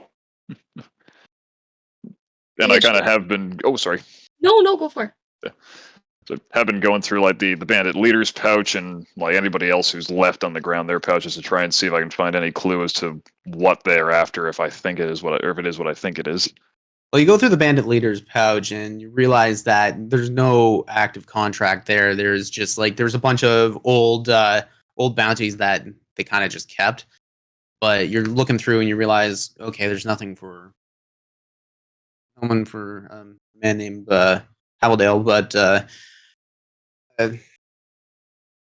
there's nothing in there. Just a bunch of coin, a couple gold, lots of silver, some copper. You go through the other people, and the one that Spleen absolutely eviscerated. Yeah, that the remnants in there are all blood soaked and covered and whatnot. It's not exactly pretty. Yeah. I clean it off for you. That's all right. I ain't finding anything too useful anyway, and I kind of share out the gold and silver and copper among Spleen and Yim as evenly as possible. Sorry, did you say there was or wasn't? Was not. Notice? Was not. Okay, yeah. And sorry, like Diamondback, you kind of, now that he's not like rummaging through people's baggage, you see a very tall, kind of lean-built half elf wearing a very nice hat, kind of studded with silver coins. Against the cold, he's got this kind of heavy poncho right now tossed over one shoulder, sort of revealing studded leather armor underneath. And the poncho's decorated with a kind of like black, white, and red sort of plaid pattern. Under that, he's wearing a long duster, very nice boots, and he's got a rapier belted on his left hip, and about 6 daggers kind of belted at various points around himself, and a lute over his back. Beatrice shapes her great axe, tucks it in behind her back, and she's a dwarven woman, long blonde hair, heavily braided, little things in it. You think you might see like a little raven skull in the bottom of one of the braids. Just raggedy, messy hair. She's just under 4 foot for a dwarf. She's all in black. Absolutely intimidating to look at. Just black chainmail, a fur cloak covering her, and of course the great axe that's almost as tall as she is. Brilliant blue eyes, like almost shocking blue war paint across her face. She just stands and watches. She pulls out an apple from her sack, takes a bite. I forgot to You call it a mention. mushroom. Forgot to mention. Spleen's got bone piercings, and there's one in the bridge of her nose, and then bone piercings that are in her skin on the side here of her forearms, and some open portions of her pants, so we can accommodate the ones on her thighs, because pants on them is not comfortable. Yeah. So it's a bunch of littles and one tall guy. Yeah, For now. Yeah. Yeah, what he said. A few more tall once we reach Onver. You got any business in this town? Because I've already spent longer in it than I want to. No business. Heading to Onver as well. All right.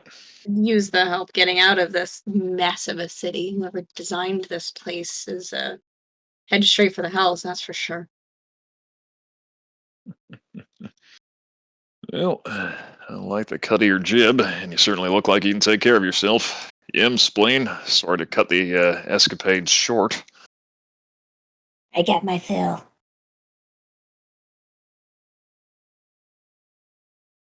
You're muted 6. Always hungers.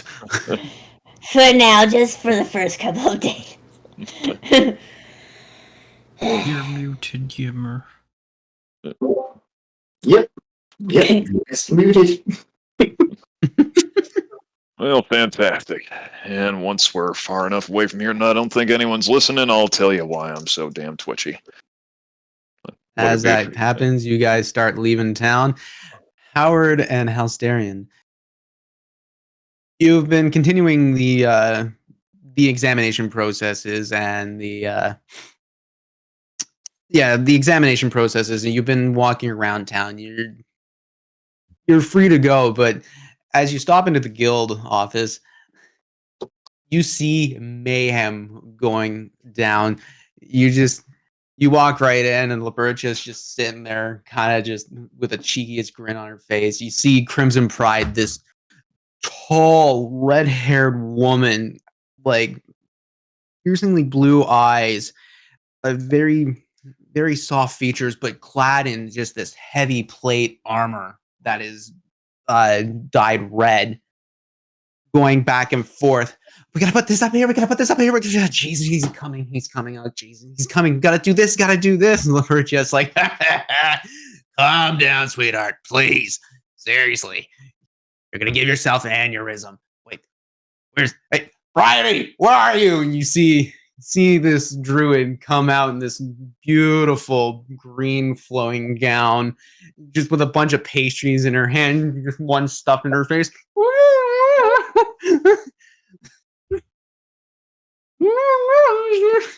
And Pride just goes over.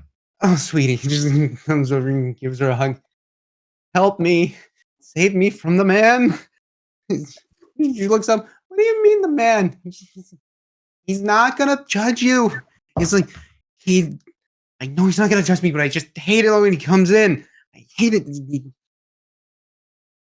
You guys are just watching the show as this is going on. Hey, Howard. Sit back and watch this. What have you guys been up to anyway? Do something. Oh, just passing the time, waiting on the others to return. Playing with a few spells, stave off boredom. As you're talking, you hear Pride in the background just shouting orders. You just hear her, Exus, where are those banners? Oh God, Iceware's gonna be here, and Score's gonna be coming. God, I'm not used to this. I hate pageantry like this shit, but it drives me fucking nuts. Walking Pride, back and forth, don't worry. Bryony comes up. Hi guys. Spleen's not here to kick in the door. It could be worse. I mean, eventually.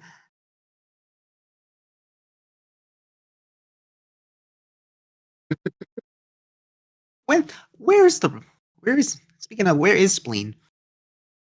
Oh, last I contacted them, they were leaving someplace. I don't remember. Some kind of confusing city, they said.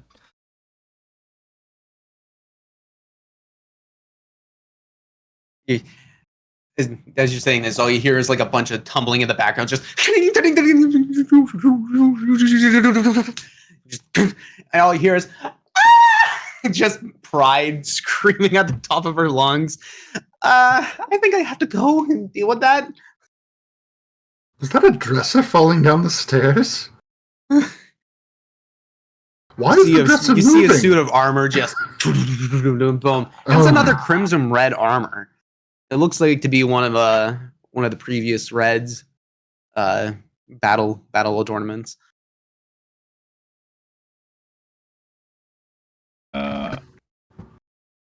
Wouldn't happen to be Goliath-sized, would it?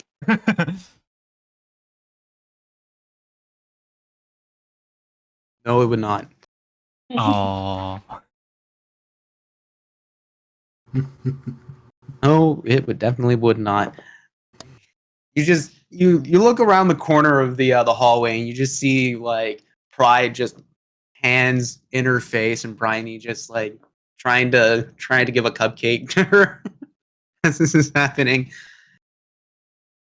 In Libercia, she's been like this all fucking day. It's been glorious. Anything that we should help with, or should we just... Nope, don't even try.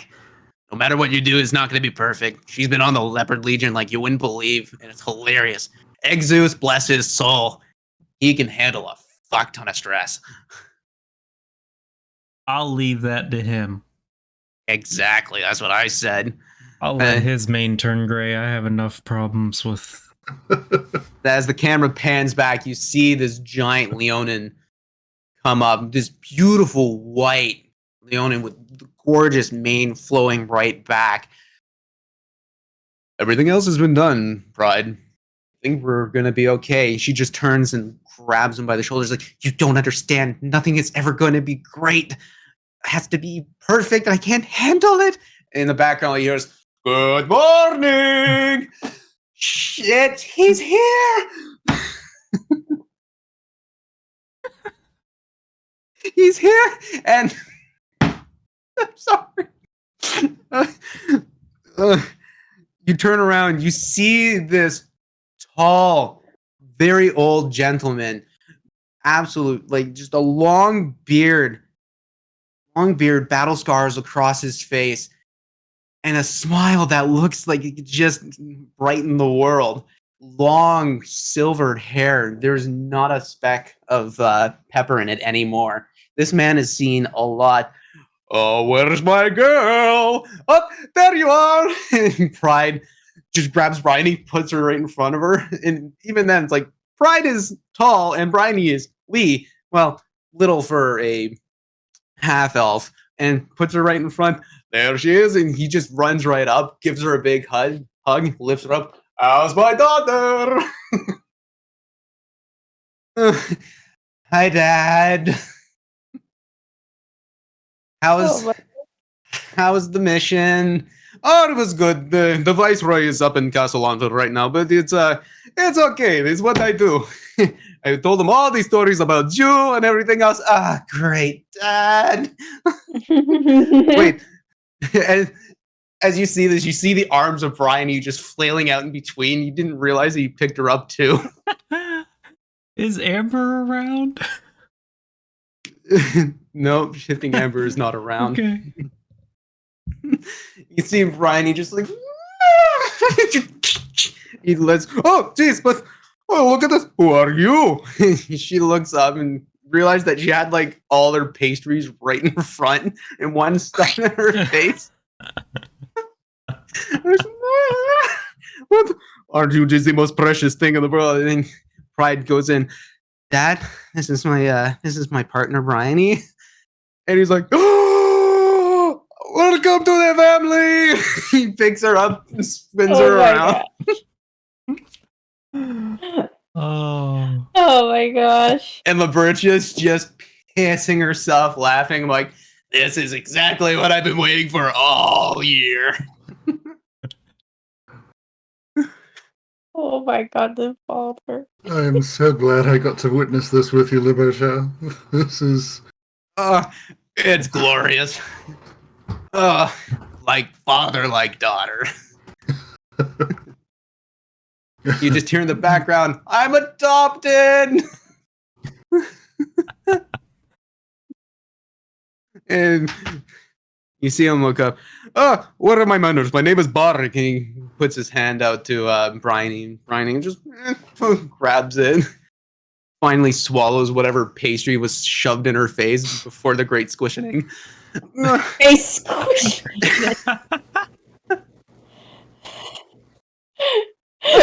I'm Bryony. I'm Bryony. Good to meet you, Barik. Where is everybody else? You just see like everybody else from the hallway just gone. Oh He my turns God. around, he just eyes the both of you. Oh, there you are. Okay. He just walks up. What is your name? He goes up to you, Hal. I am known as Helsterion. Alsterian. Good to know. The pointy ears, the skin color. Good. All right. Alsterian. And you, he points to Howard. Howard the Goose. Howard the goose. Wait, I think I've heard stories about you. Did you were the person who blew up the shit. the classroom? Yeah. I see. A man after my own heart. I like it. Oh my god. I can tell you a couple of stories of things that I've done too. I love him. But I can leave that up for later. I'm here to embarrass my daughter because that's what I do. Anyway, where's my sweet pea? You turn around, you see Pride just gone.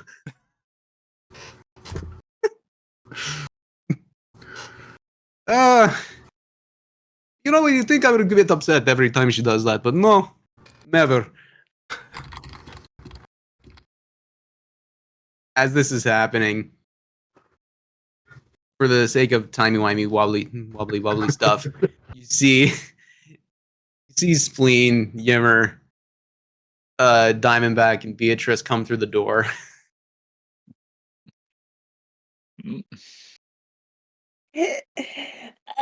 I want to kick the door. May I kick the door, please?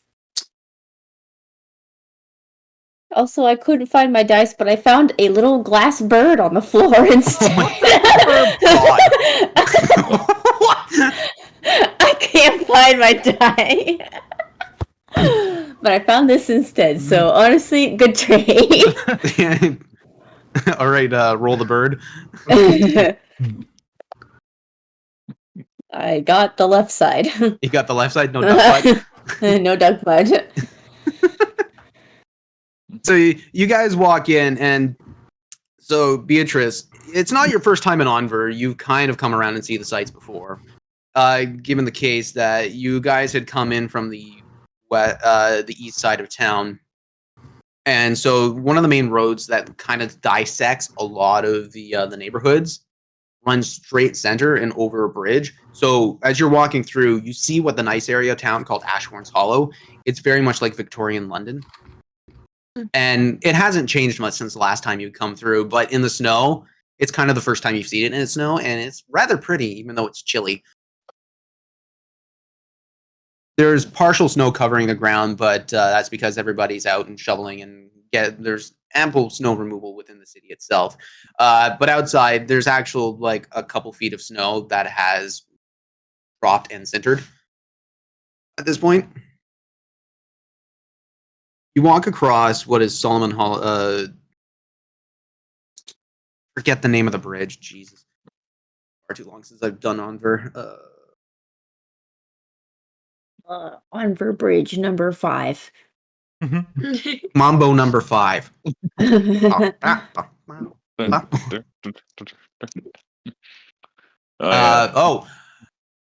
Solemn Lilac's Last Stand Bridge. It's this beautiful cobblestone bridge that goes over the Samden River, and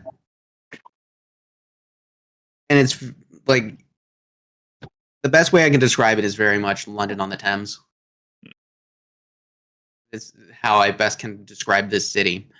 You're walking across and you see this mansion, and you recognize, oh, you've been here once before when Gumby T had brought you around.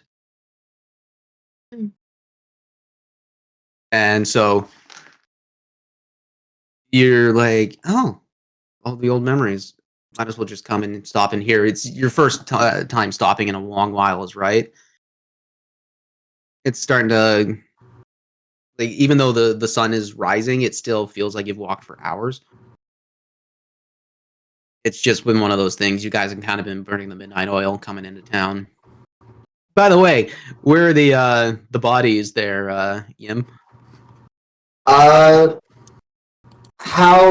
obvious is it that they are dead? They're very stiff walkers. And a very sort of aloofness to them. But, like, they're not visibly decayed or, like... I mean, Stumble is starting to look pretty nasty, but given that it's also been out in the cold, you see that there's, like, patches of what be frostbite.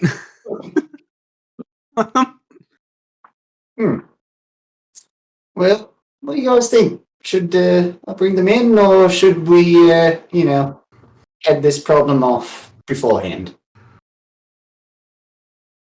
Do you want to explain about them, or do you just not want to worry about explaining? Your friends smell very bad. Ah! I guess in this case, would have offered anyone the opportunity to decapitate the bodies before we get into Enver. Oh, You want the honor? Take my axe out and I'll give it a nice swing. Damn, that's big. I mean, yeah. Nice technique, braids. Thanks. Yeah, they'll come in handy. Learned from How long my do you want me to do that, by the way? Describe the battle axe that you have. Oh. It is massive. 2 blades on each side. Finely crafted. Very fine. You can tell there was a lot of work put into making it. And along the blades are runes and different depictions of Norse sort of make. Down the handle there are also runes and almost looks like tree branches coming all the way down the handle. And then at the bottom, if you look really, really close, there's a B and a T. But it's massive. Okay. So you guys decapitate these these corpses just outside of the view of Enver city walls. So you walk on. You walk on. Oh, sorry. It's a good thing we're leaving them out here and not just doing this in the city. Yeah. Well, funny story. Yeah, at once, and oh shit! I think I left a bunch somewhere. What? What? Sorry? Like a while ago. You said Can you back had the menace, them in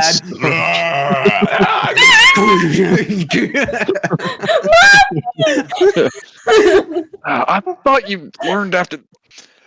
I mean, it was bad enough that one got away from you, and then we had to explain to the town guard why we knifed a dead guy.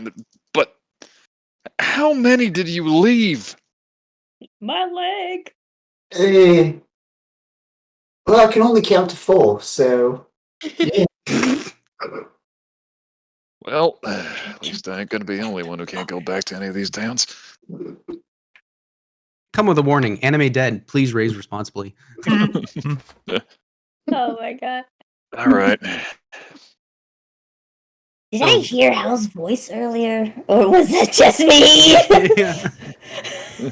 There's a time and a place to do this. Now is not it. All right. Let's just.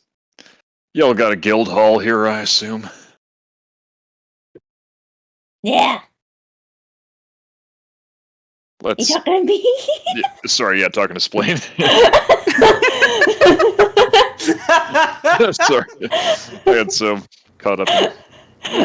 There's timey-wimey things going on here. I'm sorry, guys. But Yes, follow me, Cowboy Hat Man. I will take you to the guild. I'm very you guys walked popular through the there. town. They I like me. described it as it was, Yeah. and described it as it was. And you see this beautiful mansion, nice like iron, wrought iron gate, and like stone pillars and everything else. This looks like it was an estate at one point, but given the fact that it was probably given over to the state to use for whatever means it was, and that would turned into what would be now known as the guild hall. You walk into the front doors, and there's the rules. See if I got the rules written down. Are you looking for the rules? Look at its freaking eyeballs. Hold on. I don't know if I can get this thing to focus because it's so freaking derp as heck. I don't. It might be too dark. Its eyeballs are like humongous. Focus! Don't focus on me. Oh my god, it won't focus. That's okay. A And you picture. can probably. Yeah. Yeah, I'm gonna take a picture of it. This thing is ridiculous. What a cool find. The Fae accepted your offering of dice and gave you a duck. Yeah. I'll Ducky. never You see it could throw again. it in the Discord too, so any audience members can hop into the Discord and take a look. Yeah. Oh, yes, they can. Yeah. Let's Okay, see this I'm not one. finding the rules off the bat. It's upsetting to me. Can only count to 4. Can only count. So you walk into the front foyer area, and it's just this beautiful marble and like cathedral ceilings. Cathedral ceilings. You see a set of stairs going right through the center, but off to the sides, see what looks to be more hallways leading into rooms that you can't see. It's never been in here personally, and it's a sight to see. And as that's happening, you see a lavender tiefling and you're an elf, right? You see, I'm sorry, it's been far too long Oh, since I I've know. actually. I'm not Uh, very high elfish, but I am a high Yeah, you're elf. a high elf man entertaining this large gentleman with a larger than life personality. You're just kind of like shaking their hand. Oh, we got new people. Hey, how's it going? Welcome to my old guild hall. Well, howdy, partner. Ah, Hello. well, what is your name? He walks up and he sticks his hand out. I gotta shake it. Oh, I go by Diamondback. Yours? Diamondback, I'm Barik. But that accent, you call Durian? Extraction, yeah. Been a while since I've been back around. That's okay. People leave all the time. I mean, I'm not from Falskallan, but that's okay. They made it my home. That what makes sense. What about you guys? Who are you? Hi, I'm him. Yim? Yeah. Well, it's a pleasure to meet you. That's a really strong grip. Wasn't expecting that from you, but you know what? It's good. Oh, you know. And the little one. What are you? Who are you? Wait, there's 3 little ones. And I'm Hey, the points to spleen. Oh, Splain. Spleen? Nice to meet you. Pleasure to meet you too. And he comes in. He kind of in a very broken goblin. It is pleasure library. Hey. Keep working on that.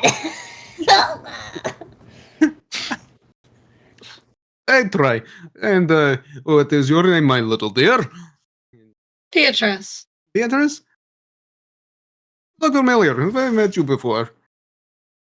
You may know Gumpy T, Tobias, Bias Ramsbottom. Ramsbottom? That one? Yes. That old fucker? He's still living?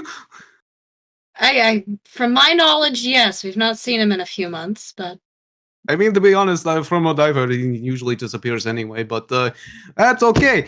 that's Gumpy T. Gumpy, he's Gumpy T. Oh, that is adorable. I love that. And so then you're Beatrice, so you what? Granddaughter? Yes. You are the most precious thing in the world, and I must protect you. I like this guy. Oh, what are my manners? I need to go and see the rest of the place. I want to see how my daughter has spruced things up. And he just turns around and he just kind of walks off in a fit of passion and fury. Labertia. Yep. Hurricane Barak is in town. So that happened. Who was that? Barak. And Barak. I've never, ever seen pride like that. What's wrong with pride? I don't know if I have the words to describe it. Alright. Be fair, the words I like to use as Libertia kicks in, her panties are in a knot, and it's hilarious to watch. It happens every time her father comes into town. It's glorious. Oh, that's her pops. Yeah. They don't look alike, I don't think. Adoptive. Oh. It's kind of a tradition within the Red Line. Hmm. Hmm. Ew. Yeah. You're looking at the old Carmine kindness. Mind kindness. Ah, I can see it. interesting.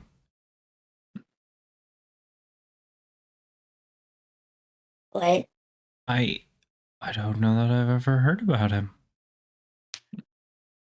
Yeah. Yeah, that was a very long time ago. How old is he? This guy looks to be in his like early 70s, but he looks very, very spry for his age. Given the sheer enthusiasm, I think at that point that's what's keeping him alive. Ew. So you're the grandbaby of somebody famous? You're saying that too. Oh. Listen. Sorry. B. I mean, I guess. Have you heard of the Ballbuster Brigade? Alabel's Oh. a part of that. Yeah. I've heard stories. Tobias was part of that group Oh, long, long, long ago. I've only heard stories. But Alabelle's basically my aunt. oh, Hoping Oh. to get over there. The town I'm from isn't doing so good right now, and we need a soul leader.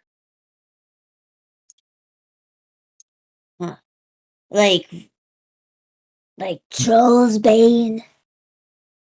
What's that? Oh, if you don't know, then that's probably good. It's very problem. bad. Yeah, it's a pretty big What problem. is it? What does it make people do? That do they go? And she like mocks like the sounds that she heard. No, that's just you.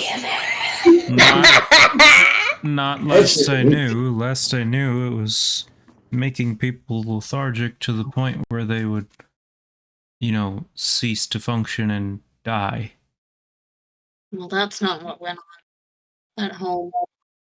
Not on the farm. Not at the I kind of stroke my my mutton chops and whisper shoot a message over to Yimmer. Yim, what towns did you raise dead people in?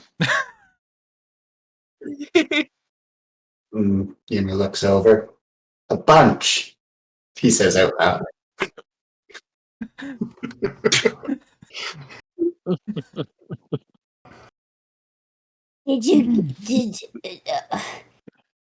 Were they dead people? I didn't see them, unfortunately. I rushed out of there, and then we were Oh. quarantined. Wait, where were you You know- from? Soul Nest? I'm gonna butcher that. Solnes, just SOLNES. Got it. That's okay. Like I said, I'm throwing you in. Oh, So no. Throw me in the deep end. Soul Nest. Yimmer They thinks in his didn't. head, it wasn't there. They didn't mention that Troll's Bane had new side effects. Yeah, the place is under quarantine for Troll's Bane, along Oh with shit. Loch Nesvik. So I'm hoping to see Alabelle and go back home and find Gumpy T. Well, she, last I knew, was still heading up research into Troll's Bane, so that would be best person to help.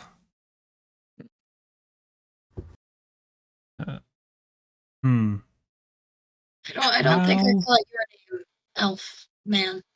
Howard. Goose, Howard, whichever you prefer, doesn't really matter. How did you end up with, well, Diamondback I could see, but the two of them? No offense, guys. None taken. Fuck off. It's, if you don't mind, it's a fun little. Happened to stumble into them. There was a fight going on. I walked towards it. I watched it. The end. Got hit with a shock of lightning. Yeah. Oh, Howard, Halsterian, describe yourselves. Go ahead, Hal. You see a fairly tall tiefling, lavender skin, black horns, in kind of warm, but it's clear he's been indoors a lot more often lately, just with the wrinkles of his clothes, in spite of them being rather nice clothes. He has some circles under his eyes from being kept awake or awoken every once in a while and not getting a solid night's sleep for quite some time. Howard is middle height, 5'6" Look it up. a high elf, but doesn't really give off the aura you would expect with a high elf. He doesn't seem very high and noble sort. Just kind of an oddball, really. He has a sword and shield, with very obviously visible arcane focus crystals in the backs of each of his gloves. A trench coat on, leather trench coat with fur lining the insides, and blue draconic looking eyes with this odd very faint golden glow from around the pupil and the outside of the eye.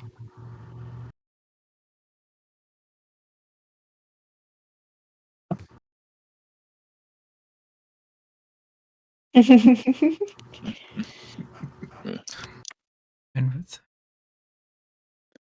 So, as to what caused the fight, there's somewhere in this hall we can all have a chat where there's no other ears around. I mean, of course, we have rooms. Is there somewhere in this hall we can get a drink? If you want a drink, honey, go to the mess hall. That's where you're going to find any of our stuff. Way ahead of you, and I hold up the bottled brandy that I've been using while Crimson's been just succumbing to her pride. Glad to see you back on your wordplay, Hal. New blood. It's fucking 9 o'clock in the morning. Give me some. Pour some into her mug. Yeah, it was like, I mean, that was my coffee, but whatever. He just drinks it.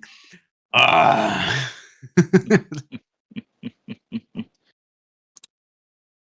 hate to say it, but I missed you too.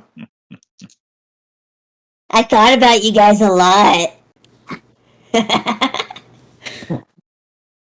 No, don't I? No. You Not gonna don't ask. want to know. Nope. Thank Oh, you. oh my god, there's everything everywhere. I love how she did up this place. And you see Bardock just coming back. He's just right back into the main hallway. Was that my armor? Why is it on the floor? Oh, that's a think it good slipped. question. Let me help you with that. And I'm going to just try and discreetly mend anything that might be damaged in the armor, if anything. Don't worry about it. This one I got because a griffin decided to attack me. This one, there was a dire bear and an owl bear on this one. Oh, hey. Well, there was an on-keg for this one. The acid burn, we could never get it out, but that's okay. I was able to get out. Most We've most of fought my head was griffins attacked. before. Spleen did a number on one of them. Like, just don't say my name. Yeah, talking about the Griffins. Oh, You guys yeah. fought the Pride of Griffins? Well, I fought, fended off. They came after To be us in fair, an they're open Griffins. plain. They don't. That's what they do. They come in, they attack, and if they don't like what they see, they fuck off. It's They definitely fucked off. Yeah. for Let's sure. try to. Okay. But nice to see that my armor is still intact, and she's taking good care of it, even though it's on the floor. Whatever. I need to get back. I will maybe see you guys around. All right. It has been a pleasure. And as the whirlwind of a man comes in, he leaves. Just goes out the front door. He comes back and forgot my coat. Give me. Such a dad thing. Did it just become much quieter in here? I Well, think it did. suits me just fine. Drinks and chat, please. All right. Yes. You guys head to the mess hall and you find that a couple of casks of ale have already been cracked. You see Pride just sitting there, going, guzzling down Bryony, equally doing the same thing, but with food. With food, and you also see what is the Leopard Legion, the giant Leonin, Exus. Zegas is there, another Leonin male. He's a little bit scrawnier, and he's a little bit scrawnier, but you see a lot of scars on his arms and whatnot. But there's a bow shouldered around him. He's just eating his food, laughing a little bit. A couple of tabaxis there. One of them a very slender, like almost calico type of cat, and then another one is wearing heavier armor and with like a warhammer at the side of the table, black and white, just shoveling food down. Looks over. Goose, come! It's been far too long. Come, my friend. Exus stands up. I've learned a few new tricks. I'll have to show you at some point. You goddamn better, and I think that'll probably make Pride even happier because there's nothing I can do or say, and it's going to say that. So at that point, the day starts. The food and revelry, as much as it can possibly happen, starts happening. And that's where we're gonna end tonight's episode. So we never did plan what was going to happen with the ending screen there. So Diamondback, are you doing the end read as well? I've got it prepared. Right on. All Take right. us away. All right. Well, thank you again for joining us here in Falskallan. I hope the chaos lived up to your expectations. I want to thank D&D Beyond again for sponsoring us. Take some time to peruse our merch while you're still here, and check out some of the other brilliant streams on this channel. Creatures of the Night will want to tune in on Tuesdays for Valley by Night, River City, a bitingly good tale in Vampire the Masquerade. And for those of you looking for a little more traditional swords and sorcery, Knight's Ransom is taking a break tomorrow, but they should be back in the saddle next Thursday. JT, I wouldn't dare to try and step to your closing remarks, though. Thank you so much, Tom, for doing the ad read and making sure that I don't mess it up. That being said, we are still in the middle of a pandemic, and the fact is, like, as much as we all want it to be done, it's still going on, and we need to take care of ourselves, social distance, wash our hands, and just be kind to one another. Honestly, it's just that's what the world needs. A little more kindness going around. I'd also want to thank Alyssa for coming in. Yeah. I'm looking forward to having you in and around, and honestly, it's been far too long since I've played with you. So I'm happy to be at the table, I guess you can say. the virtual table, as much as we'd love to, as much as I would love to have an actual sit down with all of you guys, best I can get. But that being said, I want all of you guys to have a good night. I hope you guys enjoy. Please come back next week Before to you continue bef- on the bef- adventure of Team before Down. you- And Wait. I gotta say it. JT. Wait. Before you say it, because I always forget, and we all always forget. Stick around for a raid. Oh, Oh yeah. Yeah, I've got to stick around for a raid. Pew, pew, pew. Okay. Who's on for a raid tonight? We're gonna go ahead and raid Misty Mountain streaming. All right, let's do Ooh, it. good one. All right, Misty Mountain, let's go. With that, I've got to say, do you dare to imagine? Have yourself a good night.